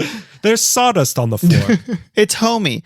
Number 1, though, if I want to show someone a great time in Los Angeles, you got to go to the Hollywood Bowl. Yeah, that's true. Yeah. That is a good one. I care about my people. Yeah, but I already picked the Hollywood Bowl.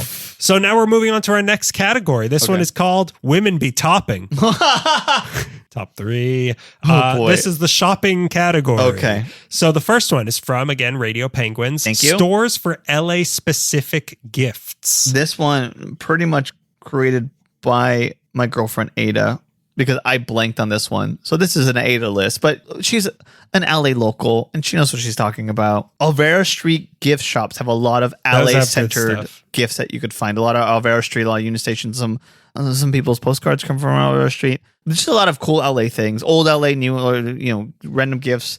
The LAPL gift store in Central Library has an entirely big LA section, and the La Plaza Museum storefront just also that right also outside has of good stuff. Also has good stuff. You don't go too far from. Yeah, you're not. I'm keeping you within 2 miles of each other for these LA centric gifts. Okay, so my 3. This one is if you're looking for like stereotypical bring home from your vacation tourist fare and some nicer stuff.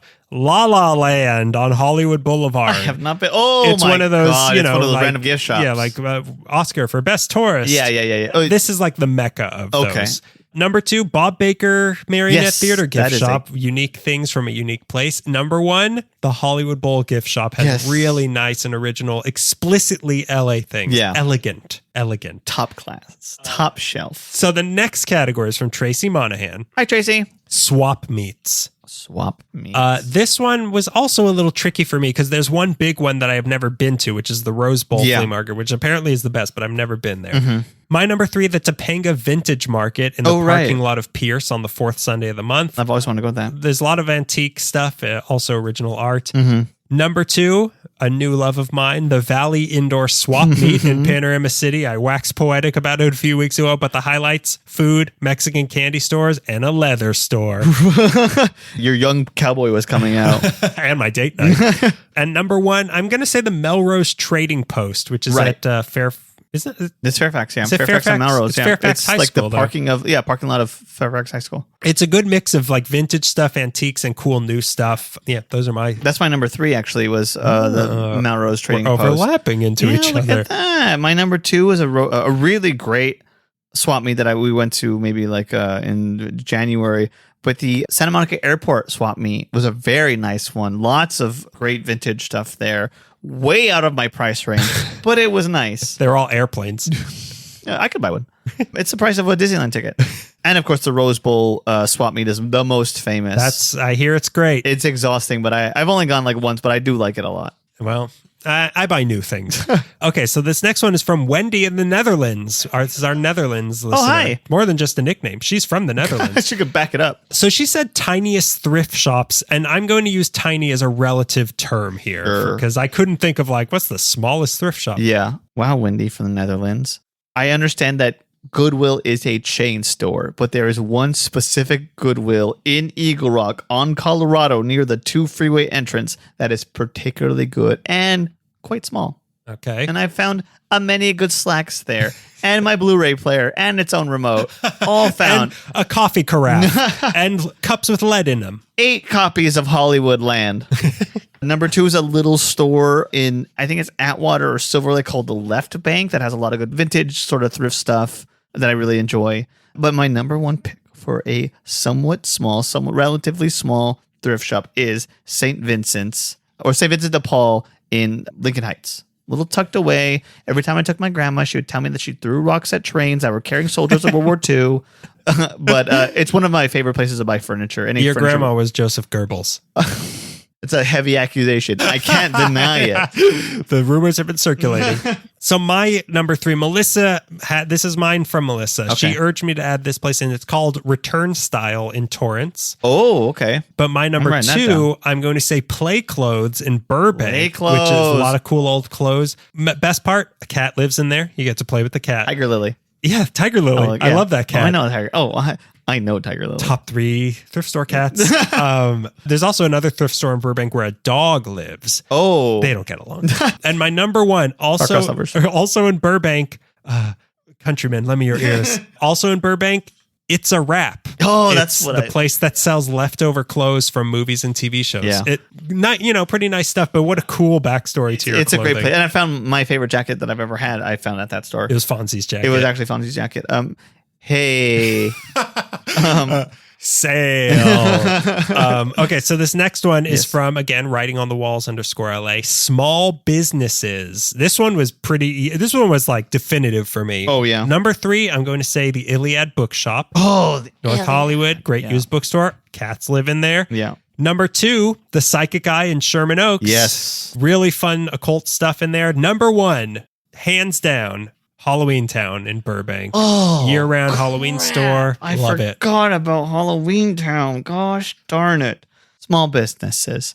My turn. Number 3 is a small Latinx store in Boyle Heights, I believe. I'm always scared to call something Boyle Heights when it's actually East LA. It's on Cesar Chavez. It's across from Azteca Tortilleria. It's called Sugar Kiss Boutique. I believe this is a place where we did a sort of drink and draw thing, but it's a great gift shop, great small little gifts and jewelry and cute little things. Sounds more like a date spot. I have fun. Okay. I know I have a good time. Number 2, Larry Edmonds Bookstore. Oh. Of course. Fantastic. One of the greatest, one of the best book collections and scripts. And he has like, authors will go there and give their, Hollywood books to him signed and stuff. I got a noir bar book there that was signed.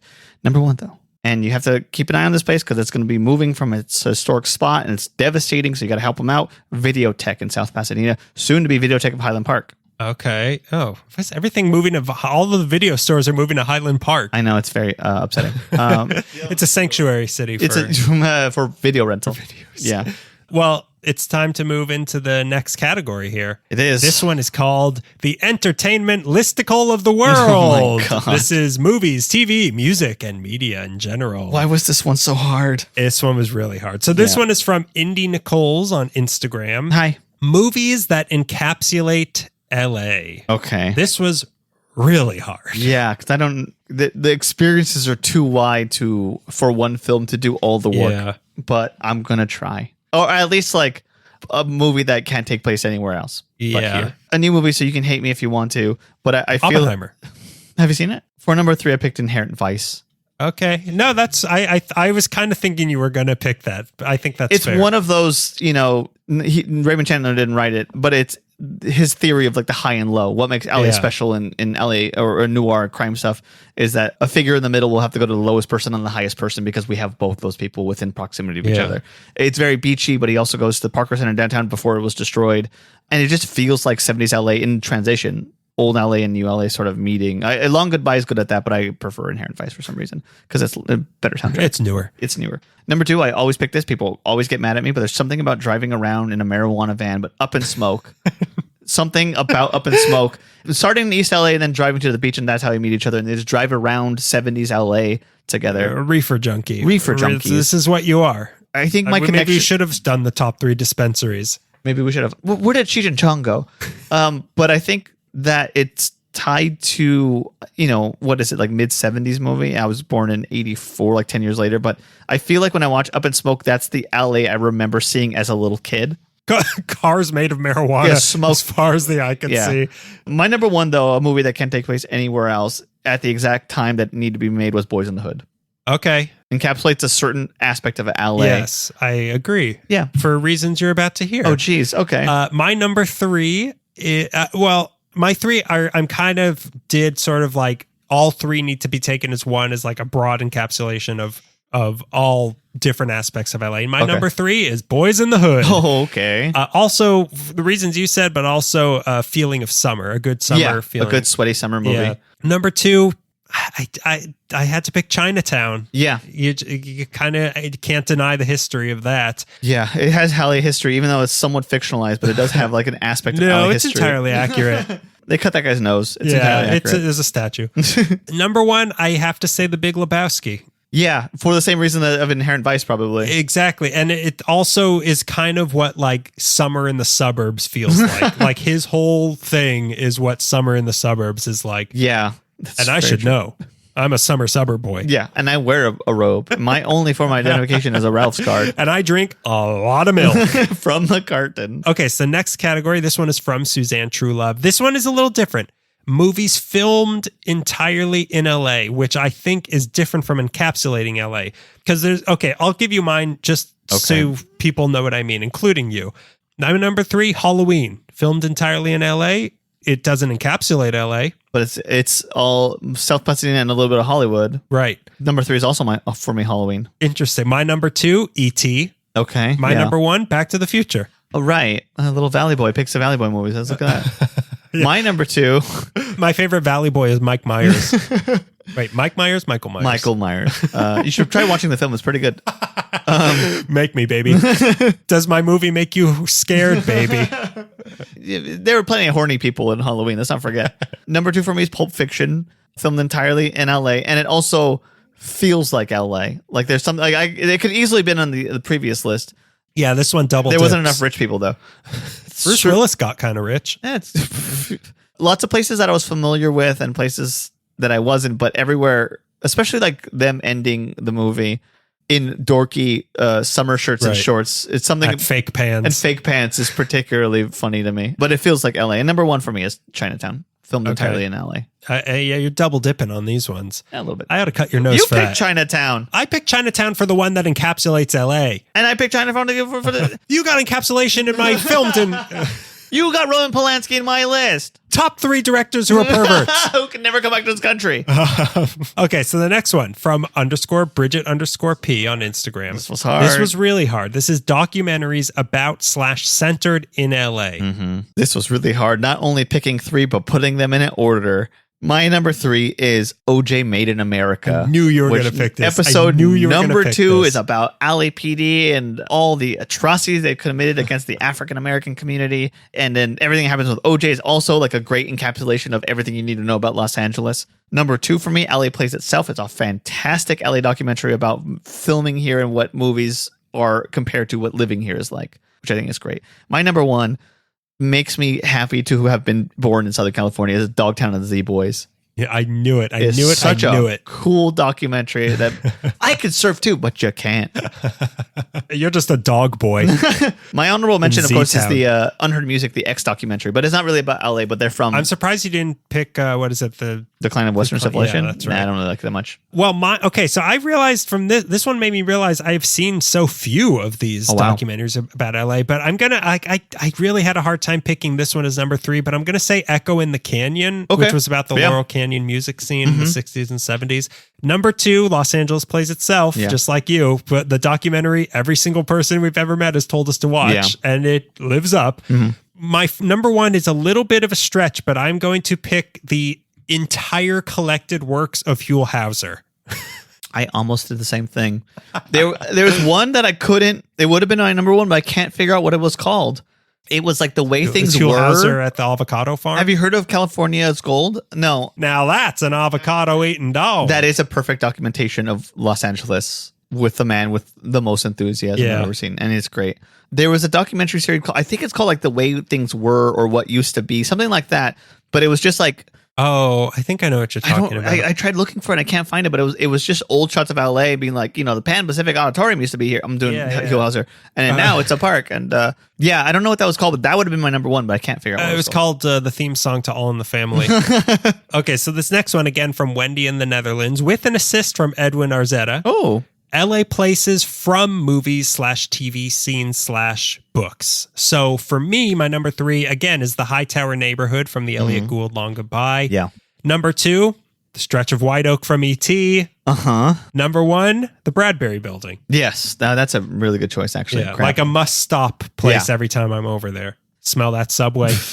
My number 3, in Boogie Nights, the shot between the church and the donut shop, and they have the overhead shot and the Reseda Theaters nearby. That is one of my favorite. That stretch of Reseda. That stretch of Reseda Sherman Way, I guess. It's Sherman Way, but Sherman Way in Reseda. In Reseda, yeah.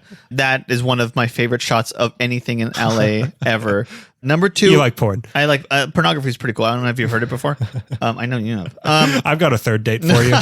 Number 2 is Hill Street going through Chinatown for the film Chinatown, which yesterday I got off the 110 and I shot down because the Hill Street, the exit becomes just the street. And I felt like Cliff from Once Upon a Time in Hollywood. I was just flying down old historic stuff. And the first time I stopped was almost where the shot was for Chinatown when he pulls the trigger. Great place to find yourself.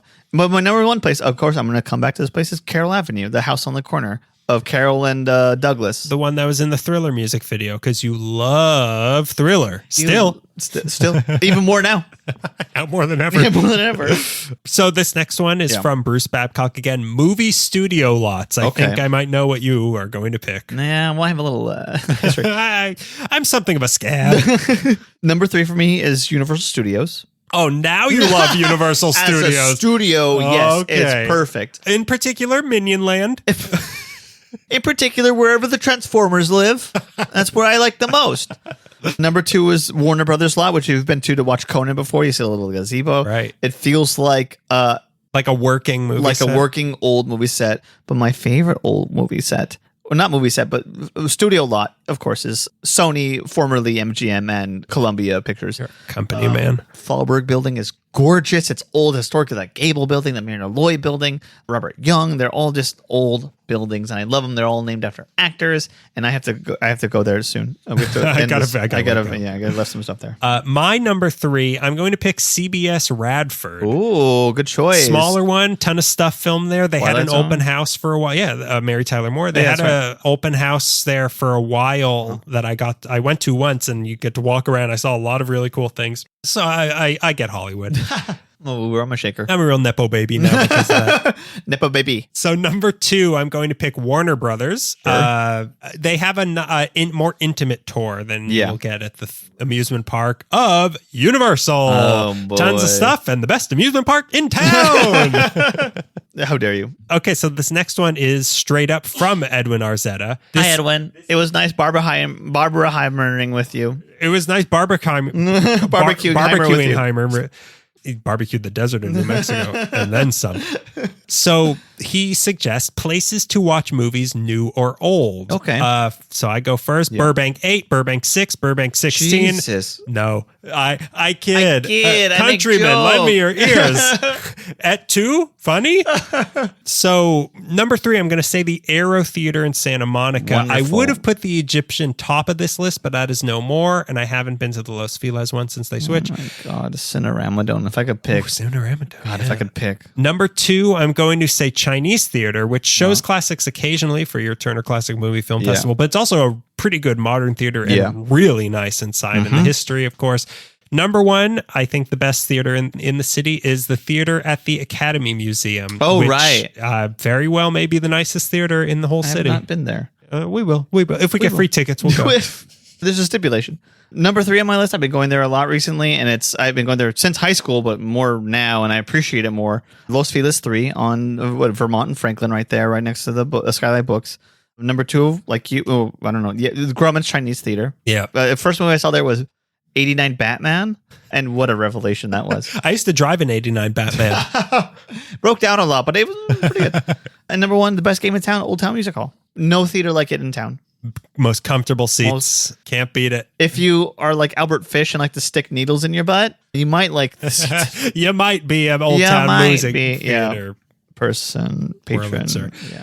Next category. Moving on to sports and the same thing. This is from Writing on the Walls _LA again. Top 3 Dodgers. Oof, boy, I'm going to disappoint a lot of people right now. You think you're going to disappoint people?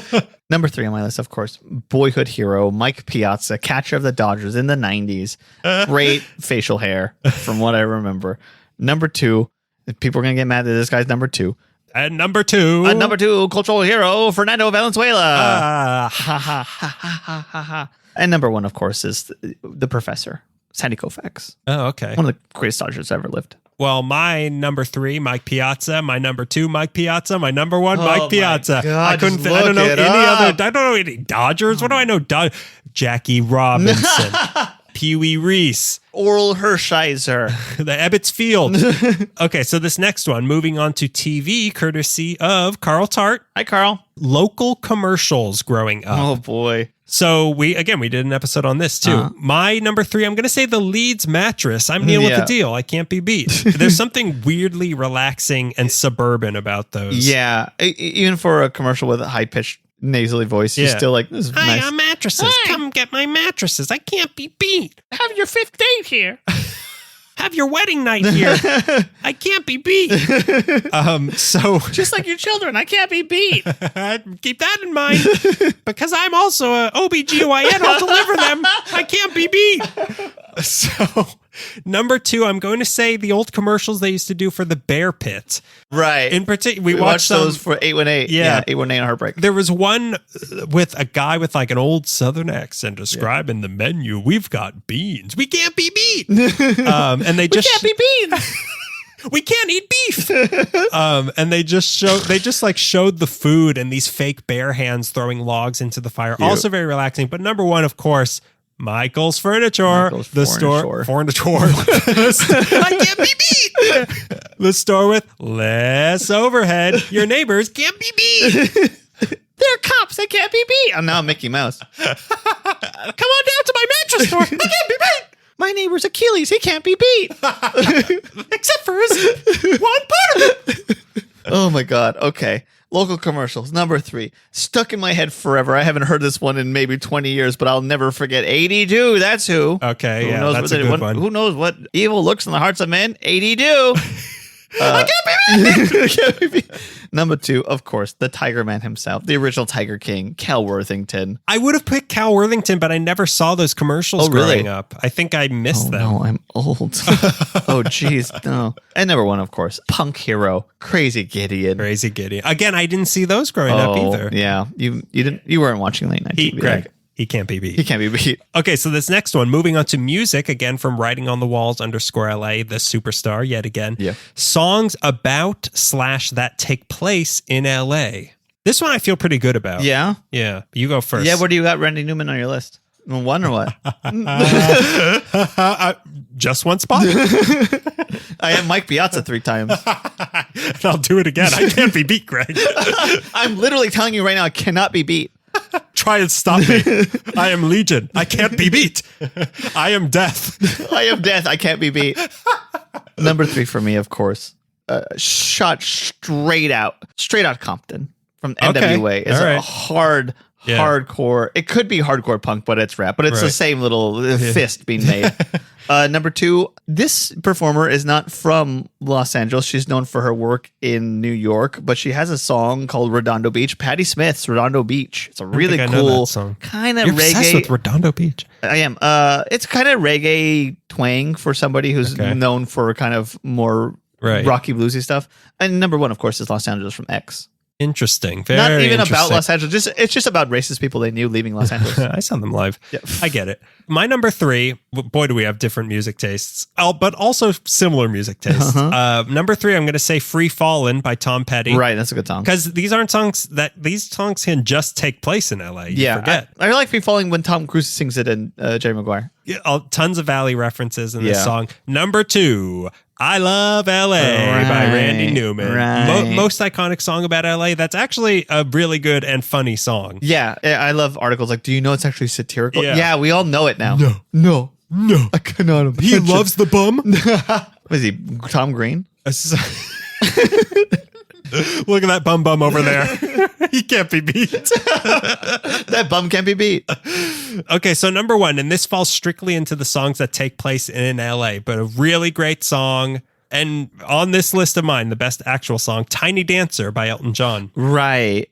Yeah, you're right. People walking around Sunset Boulevard. You're absolutely That's a really good song. Can't deny it. You can't deny it. And an LA guy now.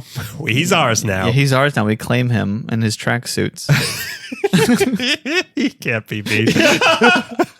So this next one from Wendy in the Netherlands again. She said, radio stations from the 80s that no longer exist, but I'm amending that to just radio stations that no longer exist, for I am so young. So number 3 for me. Yeah. Indie 103, which also was actually cool and different. You might hear the Stiff Little Fingers or Operation Ivy. Yeah, take note, Jack FM. They were actually cool. Yeah. Number 2, What K-Earth used to be when they played 50s and 60s music. Number 1, the best station we ever had. We were not worthy. K-Surf. K-Surf. I said K-Jazz, but I meant K-Surf. Oh, KNX 1070. K-Polka. Oh, yeah. Damn, I forgot about K-Surf. Yeah, K-Surf is the biggest loss we've had. What could have been. I know. What we could have been listening to right now. My number 3, like I said, was Indie 103, which is a great station that you might hear. Just a revolutionary band. Yeah. But I also remember hearing like an X song I had never heard, which became my favorite of their songs, and a Bob Dylan song which I had never heard, back to back. Eclectic. Good eclectic music. Thought about. Yeah. Number 2, of course, is Arrow. It was like classic rock station. Right. But you would hear about that. A Led Zeppelin, a Pink Floyd, a Black Sabbath.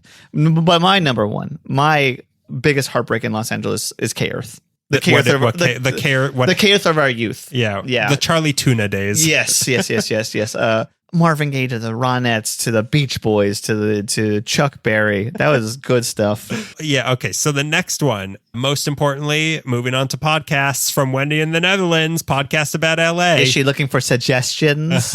Number 3, I've heard it recently. It's a really good, well-researced podcast called Tradition of Violence about the Sheriff's Department gangs. Never heard of it. I thought this was going to be a joke category for you. But. Oh, no, it's not. And the journalist who's doing the podcast was one of the journalist who was attacked by sheriff's departments during like uprisings and all that stuff.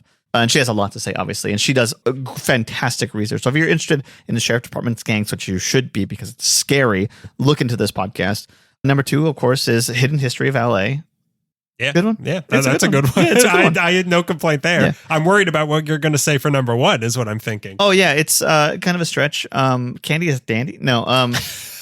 It's Hollywood history, but you must remember this is maybe one of the greatest podcasts of all time. Okay. Interesting. It's fantastic. It's startlingly good, and she is such a good writer and thinker. Interesting what you didn't put on the list. So I'm going to go number 3. I'm going to say When Eights and Heartbreak. Why not? Oh, yeah. They're absolutely. Fun Valley-centric They podcast. Are a lot of fun. They are fun. We had fun on there. Yeah. And we talked about the Bear Pit also. We did, yeah. Number 2, I put Hidden History of Los Angeles. Okay. And out of spite, I'm putting number 1, L.A. Meekley. I am going out of my way to slight everybody else. Oh, my God. We can't be beat. We've been doing this for 10 years.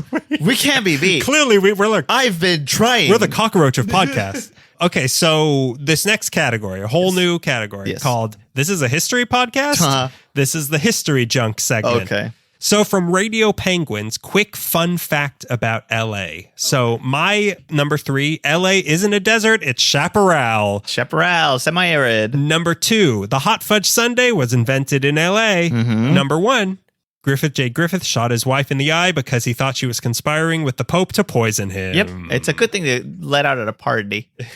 My number 3, quick fun facts. The Hollywood sign had a groundskeeper, and he lived behind one of the letters. That's a good one. That's a weird one. Yeah. Number 2, Chavez Ravine, was completely bulldozed and everybody. Fun fact. Yeah. I put fun in quotes, meaning fun means ruining someone's time at the Dodger game. And number 1, my fun fact to just rattle off is the owner of Clifton's, Clifford Clinton, helped clean out City Hall corruption, and the LAPD tried to kill him for it. That's a good one. That's a good one. So the next one we have is from Anna X Americana on Instagram. Thank you, Anna. Women LA historians. Okay. Is it my turn? Women be historying. Yeah, go ahead. They sure do. My first one is Natalia Molina, who's a USC historian who wrote the book, I don't know how to pronounce it, Nayarit, which is the restaurant in Echo Park that became the Echo and the Echoplex. Right. Eric, I asked Eric Nussbaum, author, a woman, but author of Stealing Home. Yeah. I asked him for who he thought was the top, and he said her. She's also consultant on Perry Mason's last season of Perry Mason. She just writes good articles, and she's smart, and she's from Echo Park, so I have like a secret allegiance to her. Number 2, of course, Joanna Linkhorst, fantastic historian of Rockhaven Sanitarium, gives tours there. Active historian. Actively historicalizing. That's it, yeah. And she's just so well-versed and so casual about everything, and she's so smart, and I like picking little La Crescenta facts from her. But of course, my number 1, apologies to everybody else, is Joan Renner. I knew you were going to pick Joan Renner. Joan Renner, LA crime historian, probably hates that I brought up the Sheriff's Department Gang podcast. But she's just so smart and really knows her stuff in and out. Like she knows in and out. She knows in and out. The secret menu, she knows it up and down. I just enjoy it. Anytime I get to hear her talk, I try to take it up. Well, my number 3, I think she listens to us. I'm not sure. Her name is Donia Junta, who is at swapmeet_chronicles on Instagram. It's just pictures of like random old things around LA that like will probably be gone in 5 years. Yeah. And it's just like a good thing to like just soak in old images and information about Los Angeles. I really like that. Yeah, that's the best way to get me interested. Is always get a picture on Instagram. On Instagram. If the filter's just right. Number 2, I'm going to put Miriam Matthews, who is the city's first Black librarian who chronicled a lot of the Black history of LA and has provided a lot of the research that we've done. And number 1, I'm going to say Mary Mallory, who also, I believe she also works for the library, but her writings keep coming up in my research all the time. Yeah. Oh, right. We should also add Cecilia Rasmussen, who's written so many articles that we've read. Is she still active? Oh, she might not be active anymore, but she is one of the city's best historians. Miriam Matthews died like 40 years ago. Yeah, so I think you're going to let Cecilia in. Nah, Cecilia, you stay outside. Okay, so this next one is from Dr. Shiloh again of the LA Not So Confidential podcast, Crime History Moments, and I'm excited about this one. My number 3 is the Roscoe train robbery that we talked about. A crazy, like, great train robbery happening in Sun Valley. Number 2, the Battle of 12th Street during the Zoot Suit riots when the black and Mexican people stopped the white rioters at 12th and Central from coming into their neighborhood. But number 1, easily, the best moment in crime history in Los Angeles. I know the one. Do you? Maybe I don't. Richard Ramirez getting beat down by a bunch of people and caught in the middle of the street. In a neighborhood. Yeah. Greatest moment in LA. It is crime history. That is my number one as well. The capture of Richard Ramirez, which is, I don't think ever happened to another a more violent serial killer. I don't think the pitchforks and angry mob has not ever since caught Frankenstein has justice been dealt so swiftly. My number 3, one of the scariest, most savage and absurd crimes that is still a mystery is the murder of Elizabeth Short. Is unbelievable for there to be like no leads. We'll never figure out who killed her, who did that to her, what her last days were like. Until tonight. But I got a suspect in the hallway. He's 200 years old. Number 2 for me is Harry Raymond's car exploding and all the stuff it led to, which is also part of the Clifford Clinton thing. He was somebody who Clinton had hired to find out more information, who was an ex-cop and ended up trying to blackmail the LAPD, and they responded by blowing up his car. He survived and was able to give testimony, which cleared out corruption in City Hall. So spare us the history lesson. This is a top 3 list.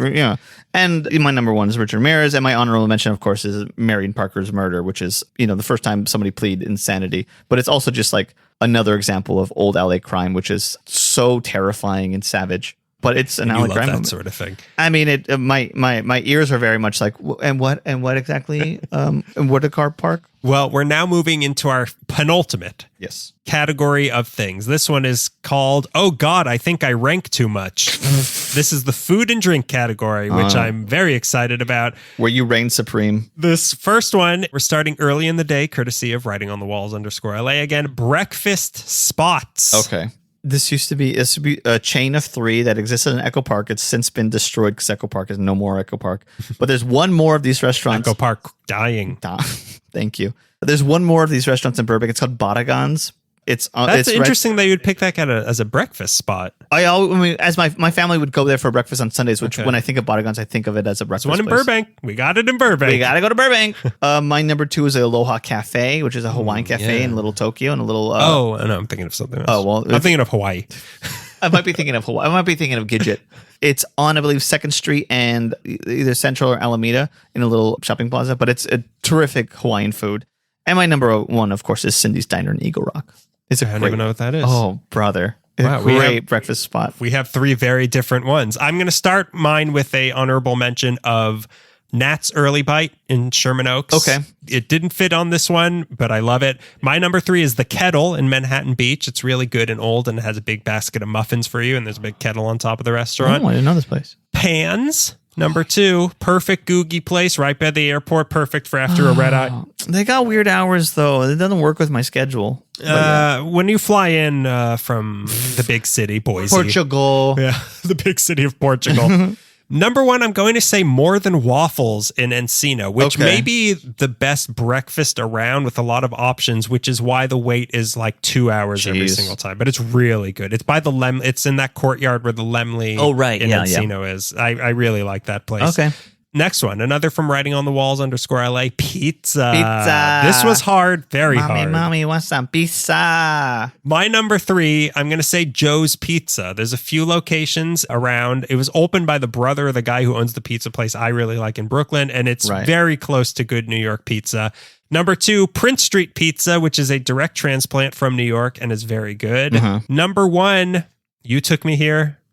Masa. Ah, that's awesome. Or masa? Masa with the deep dish pizza. Deep dish. They tell you it takes 40 minutes to come out. I am willing to wait. And this might be I will have 3 glasses of wine until then.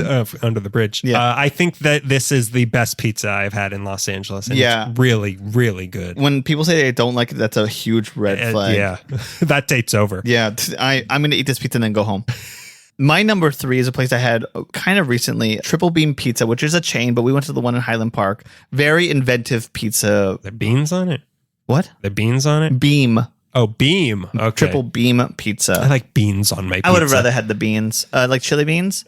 My number 2, I think we've been here before, Tomato Pie. There's a couple of those. Yeah, they're good. Oh, That's cute. It's number 2. Great. That's a cute pick. My number 1 is also Masa, which is a fantastic. It's also so good. It's so good. It's also a great date spot in Echo Park. I think it's like Montana. I think you get married there. No, that is really good pizza. My honorable mention is Hungry Howie's in Glendale. Of course it is. It's so good, but also if you call at the wrong time of day, you're going to get a college student exasperated on the phone, not knowing how to respond. That's exasperated, Howie. Okay, this next one from Chryshell Jeffrey again. Yeah. Sushi. Okay. You and I had a conversation about this before we started recording about how we are cheap people who do not usually pay a lot of money for sushi, which is where the good sushi is. So we do not have good sushi. No, we do not have good sushi options. I have one sushi place, but it's my only sushi place. So I outsource some of these answers to my good friend Edric, who's also an LA native, who is the second biggest food person that I know. But he'll actually spend money on food, so it's a very different quality. Right. I wonder who the other guy is. My number 3 place is Sushi Enya, or I guess Ed's number 3 place is Sushi Enya. Okay. The second one is Sugarfish, but I keep hearing I hear Sugarfish is great, but their menu is not. Yeah. Certain numbers on there. Numbers are kind of high. And my number 1 is a place with a name too similar to another food place. It's in Little Tokyo. Ed took me there, and it's my favorite sushi place called Zenku. Zencu. Zenku. Okay. It was their garlic sauce is great. It was the last place we went to before the pandemic shut everything down. Yeah, suspicious. Okay, so mine, again, these are not high-end places, but I'm going to say Nijiya Market in Sawtell. So it's the supermarket, but they have prepackaged sushi. Okay. And it's affordable, and it is really good, and it's good for a picnic. And now I'm really cheating because I'm going to have to go the poke route. Because I have good poke suggestions, and that's let me go to the title. Sushi. Oh, it says sushi here. Did you know that? It doesn't say poke? I know. I was in Japan for a while, and when I see the word sushi, it just translates to fish in my head. There's so many fish in my head. So I'm going to say number 2, Poke Tiki in Reseda, and number 1, 8-ounce Poke in Sherman Oaks is probably the best poke I've had around. Oh, you took me there, I think. They're really good. Yeah, I took you to Poke Tiki. Yeah, that's what. But 8 ounces better. I didn't take you to the number 1 That spot. makes sense. Yeah. So the next one we have, we're getting into the Mexican food section, starting with K. Morton Art, taco stands. This was also very hard. Yeah. So my number 3, I'm going to say Birreria San Marcos in North Hollywood. They now have a brick and mortar in Van Nuys. It's really good, but it is so bad for my cholesterol because it is so much beef, but they were good. Number 2, Tacos El Venado, also in North Hollywood. Good tacos, good salsa, and there's a churro guy around the corner. Ooh, dessert. Number 1, you took me here, Leo's Tacos in Echo Park. That might have been my first time having like a taco. Oh, from a truck? From a truck. Really? And it's quite good. Yeah, that's very good there. Yeah, I think it still holds up. Yeah, a little bit of a line, but it's worth it. And they take card now, but the prices have gone up. That's the trade. This is why I eat sushi from a supermarket. Okay, so my number 3 taco stand, I don't know the name of it, but it's outside the Vons on Alvarado in Echo Park between Montana and Reservoir. Okay. It's a very good taco spot. It's one of those places where people are drunkenly ordering tacos. Have I been there? I think I've been there. Maybe. Yeah. I think we maybe went there after we bombed somewhere. Bombed at Tribal Cafe, probably. We walked over and got sad tacos and we're like, what's wrong? Am I saying it too slow? Am I funny? No. Yes, no. Tacos Tu Madre in Los Files is also Tu Madre. It's also very good tacos. And my number 1 is also Leo's because it's so good. Yeah. It's on Glendale and Temple in Echo Park. Right, the car wash. Car wash, yeah. And you're so close to the Tribal Cafe. You can go bomb any day of the week. Oh, bomb. 7 to 9. Yeah. Bomb. 10 to 11. Okay, so this next one is from Suzanne True Love. Bean and cheese burritos. My number 3 favorite bean and cheese burrito in the city. And by the way, this is our parameter when we go to Mexican places. We have the bean and, to gauge. If you can do a good bean and cheese burrito, you can do anything. Then I trust you. Azteca Tortilleria in either Boyle Heights or East LA. It's on Cesar Chavez. I think it's East LA.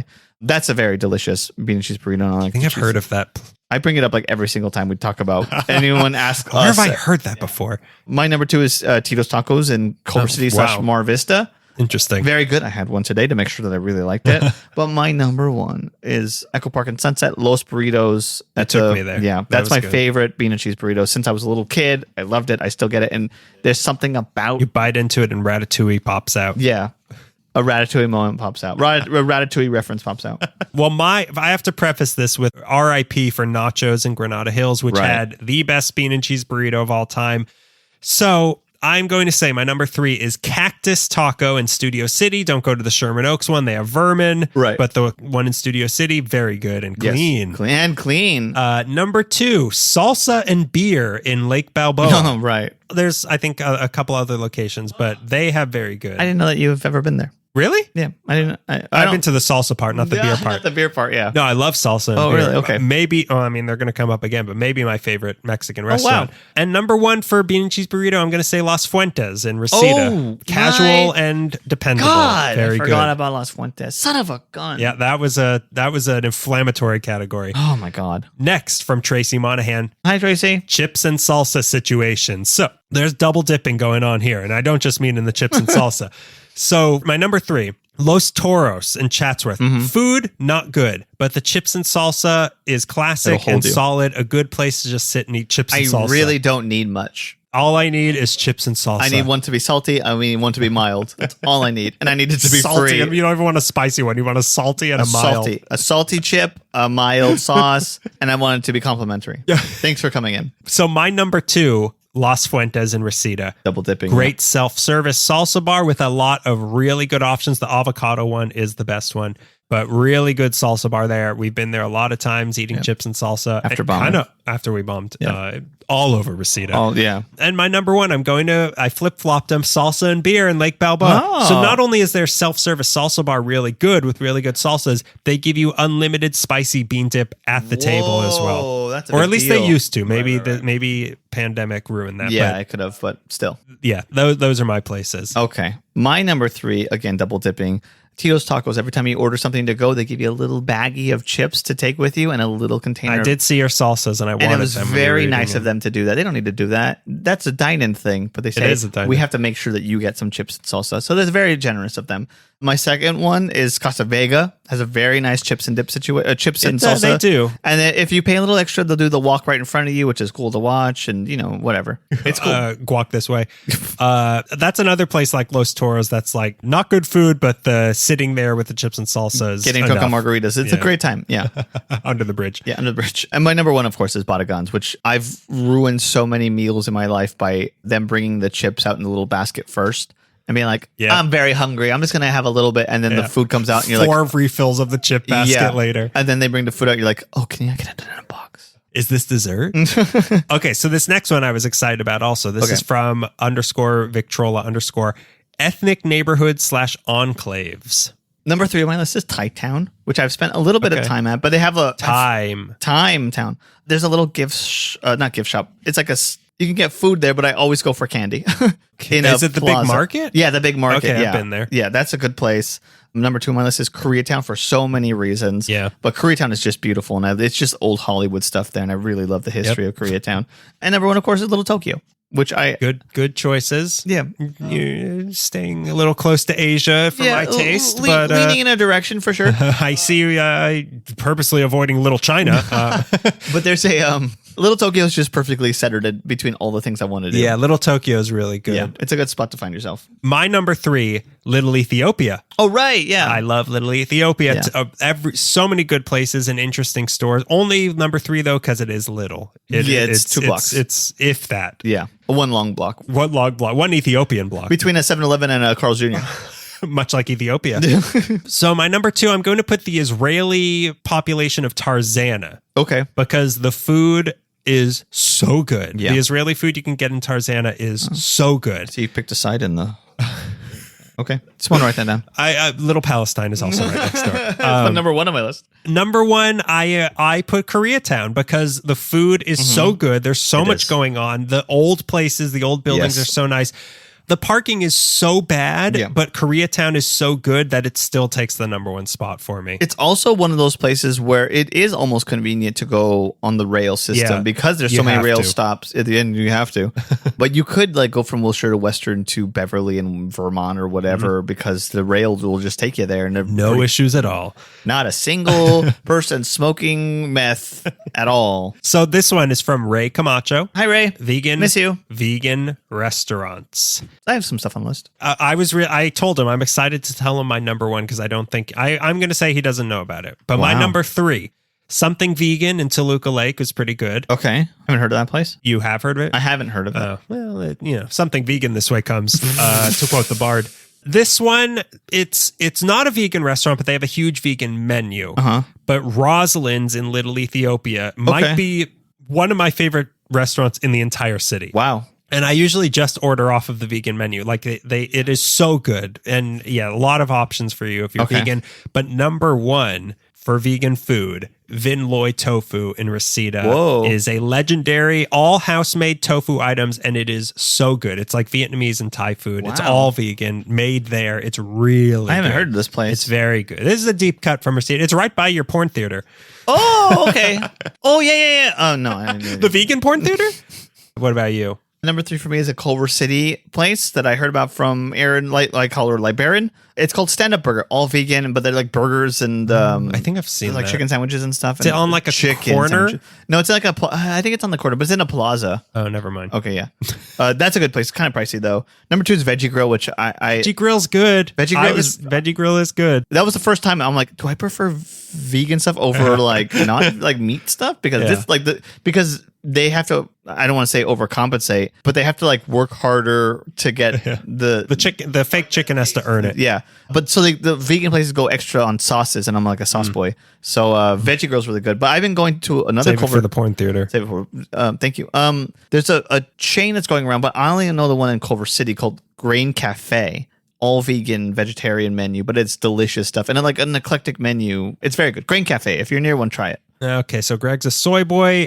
This one is from a tiny little farm, all you can eat restaurants. This is another one that I had to outsource to my friend Ed Tam. Here's his list. Brazilian steakhouse called H&H Steakhouse on 7th in downtown LA. He says it's a quality place. Sounds beefy. In Glendale on Brand and California Street, there's Sushi 818 Cardon. Okay. Haven't had that place, but he says all you can eat, and it's fantastic. And his number 1, I don't know how to say this.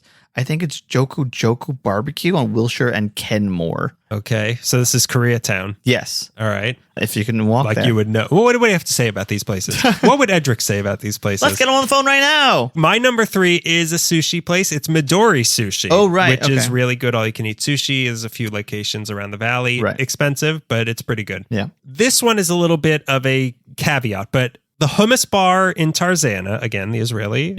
Pick the side. If you get the unlimited salads, they give you your entree with these little containers of all these different sides, and they keep refilling them and give you more pita bread, and that is really a good thing. Yeah.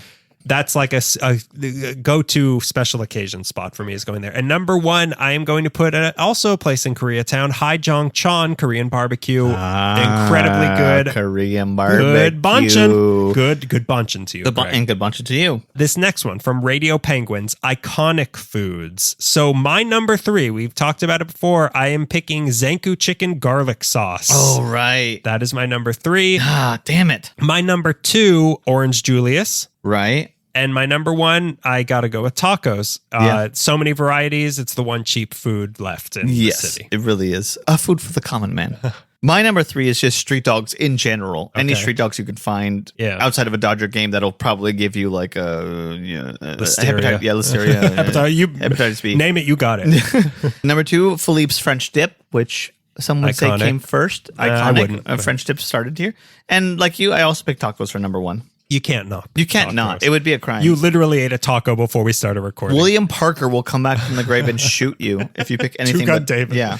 So this next one is from Rafael Mazur again. Food specialties that aren't well known outside LA. Okay.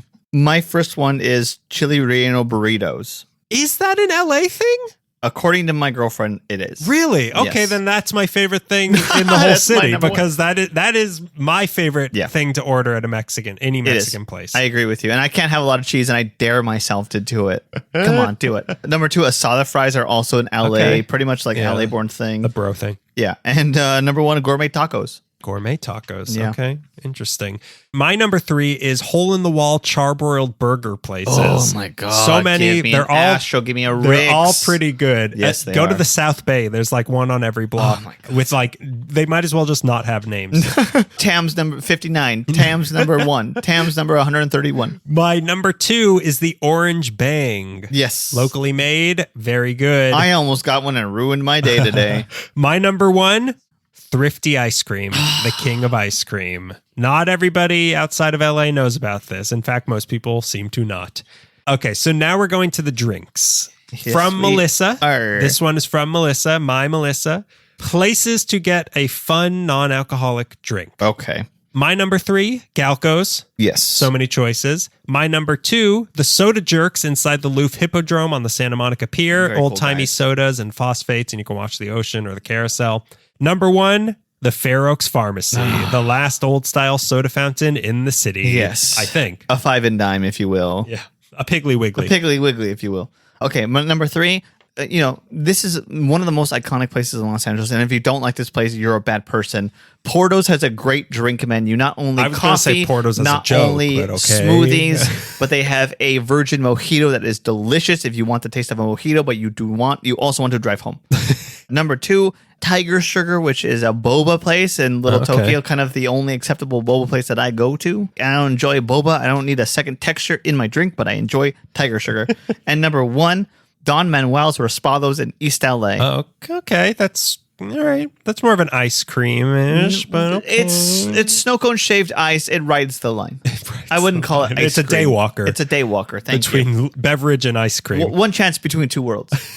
Star-crossed lovers. Okay, so now for your sinner beverages. This is from Joanna Linkhorst. Hi, Joanna. Cocktail spots. I know you've got a lot to say about this. I have a lot to say about this, and I picked the more beautiful ones, and they're all in downtown LA. Mm-hmm. Number 3 is the Perch Rooftop Bar. Okay. You got to look over downtown. You got to be up there and wonder if rats can make it all the way to the top. They probably can. Number 2, and it's hard to put this as number 2, but Kohl's is my second favorite cocktail spot, and I love Kohl's. But my number 1 is the bar at the Biltmore Hotel. Interesting. That has a drink named after they have a Black Dahlia, which isn't that good, but I do because it's called the Black Dahlia. But very tasteful. It's split in two. But it's a great chaser. It's a great bar. They had the Academy Awards have been there. It's a beautiful building, and you just feel like it's one of those places where you're like, oh, I'm in 1930. Yeah, we don't have time for this, but you once saw Phil Spector in an elevator there once? No, Standard is where I saw Phil Spector come out of, we really don't have time for that then. My number 3, this is a place, again, you and I went to, and I've only been there that one time, but it was really cool, and it hasn't left me. The Powerhouse Bar in Hollywood. That was a really cool place. That supposedly the Beatles went there after their Hollywood Bowl show. Oh, that's pretty cool. Number 2, the Hollywood Roosevelt Hotel Bar. Yes. Really old Hollywood. Love getting wasted there. Yeah. Number 1, again, you and I were there. Musso and Frank's. You can't Musso beat and it. And I can get an ice cream sundae there while you get drunk with Melissa. R.I.P. Oh my God, what was it called? The train car in downtown. Pacific Dining Car. R.I.P. What a great place to get drunk that and was. A steakhouse, which was a category because we don't buy steaks. Yeah, exactly. So we've only got a little bit left here. Okay. This is the final food one. This is from Emilio Uranga III. Tiki bars. Right. I have only been to one. Yeah. The Tonga Hut in North Hollywood was cool and pretty small, and I know you can take it from here, Craig. Number 3 is a little place, maybe like 2 blocks from Old Town Music Hall, called Purple Orchid in El Segundo, which is a really cool tiki bar. Okay. Not like the most ornate or fun, but it's a good place to get a tropical drink near the beach, which is the one tiki bar I go to that is near the beach. Number 2 is Damon's in Glendale, which is a great spot, great cocktail and dinner place. And it looks like a tiki bar, a Polynesian place. But of course, number 1 in our area, anyways, is Tonga Hut. You picked Tonga Hut too? Yeah, I picked Tonga Hut. Oh, it's wow. great. So I've been to the best one. Yeah, you've been to the best one. Because Tiki Tea, as famous as it is, I believe is still cash only. It can fit like 6 people in at a time. And there's a line to get in. And it's not, it's just not the fun that Tonga Hut is. Okay. But I say that the best one in Southern California, as far as I know, is still Trader Sam's in downtown Disney, which I can't pick. But Trader Sam's is magnificent. Magnifico. Magnifico. Magneto. Okay, so this is our last thing after this ultra long episode. Yes. This category is called Home, Where My Pod's Escaping. Oh my God. So to close things out, we're getting sentimental. Yes, this we is are. one last time from our good buddy writing on the walls _LA. Childhood memories. Mine are blank. Can I just pick yours? Mine Can I is put hearing you talk about scream. E.T.? Yeah. When I was really young, my favorite birthday to this day, and I've had a lot of bad birthdays and I kind of don't celebrate my birthday anymore, but my parents took me out of school when I was in the first grade, me and my brother, halfway through the day, and took us to a creek off of Azusa Road. And I just played in the creek. That's how young I was. That's a really sweet memory, but I thought, like, what's going to be in the creek? Oh, nothing. It was just creek. water running. We had never seen running water before. Yeah, basically. Yeah. Number 2, I was also taken out of school early. First grade, I was going to St. Stephen's in Monterey Park, and my aunt and her boyfriend took me and my brother Mondo out of school to watch Batman Returns at the Edwards Palace Theater in Alhambra, which was fantastic. Now, this is a memory I can relate to. Do this to me, and I miss that theater so much. But my number 1 is not anything specific. It's just we didn't have air conditioning, so on hot nights we would just drive around till like fun. 11 or midnight. And with your whole family? Yeah, my whole family in a van. We would just go. That's great. Drive everywhere. And my dad loves cruising, obviously. So just, listen to the radio. Everywhere, every liquor store on the way. Yeah, just turn K-Earth up all the way and just drive around all night until it cools down. Then you can go to sleep. Listen to Britney Spears on K-Earth. That's a nice memory. Mine are actually kind of mine are all food related. My number 3 is so we used to live where we used to live was, I think it was a Hughes Market. We used to live in the market. It was right by, I think it was a Hughes Market, but when my grandparents would visit from New York, me and my grandpa, we would walk from our house to Hughes to buy fudgesicles. Oh, that's nice. And that was a nice memory. That's really cute. My number 2 is, again, walking to get food. Walking from the Fairfax Library where my dad used to work, we would walk to the farmer's market to get lunch whenever I'd go spend the day with him at work. And this was pre-Grove. Oh, wow. So it was just like a field and then the farmer's market. It's crazy that you remember before our Grove was there. I was trying to remember like what was there. I do not. There was no Grove, but I don't remember anything because it was just like a field. So I don't know what was there. Who painted the painting where everyone's in the park? That Surratt? It's Surratt. Yeah. I wanted to get a movie at the Fairfax Library, and I thought the Fairfax Library was right next to the place that looks like the Pan Pacific Auditorium now. It's like it's like a YMCA or something. It is. It's like, but there's a park in between the two. Yeah. And it's a big park. Kind of, yeah. And I walked through it because I parked near the gym or whatever it is. Well, you went to like Johnny Rockets and was like, give me a book about Surratt. Yeah, give me a book about Surratt. But walking through that park to get to the library, it was like I was walking through that painting, that Surratt painting, where I'm like, there's just people enjoying themselves on a nice day, and there's like kids and dogs and people on dates and best friends, and there's a book club. That was one of the nicest parks I've ever been to, and walking through it, all that to say I like that park a lot. And I imagine walking in the Grove hit. Greg, this is my childhood memory. But the number 1 for me is similar to yours. It's not a specific thing, just being at the Hollywood Bowl with my family. Yeah. It's just, again, a hot night, cooling down, eating, listening to music. It was just nice. It's nice. Yeah. Nice. A nice life. Boy. A nice boy with a nice life, but it ends tonight. Top 3 ways to die. Yeah, so those are our top 3s and probably our longest episode ever. Maybe. So I'm gonna let's just cut it off here. Bye. Thank you to everybody who wrote in. We really appreciate it. Next time we'll try to split this in 2. Writing on the wall, you outdid yourself. Thank you so much. Top 1.5. But again, thank you everybody who contributed. We really appreciate it. This episode literally would not have happened without you. So thank you again. And we are closing in on our 10th year. But thank you so much. So yeah, those are our top 3s. Go to all of them this month. The hottest month. Go to my childhood memories. Yes. Incept me. So yeah, we'll see you in a few weeks for a special treat that we have. And that's been our top 3 episode. We can't be beat. He said it since 2013. I thought you were going to say it, but then you looked at me and then I said it before I knew I was going to say it. Now you owe me a mattress.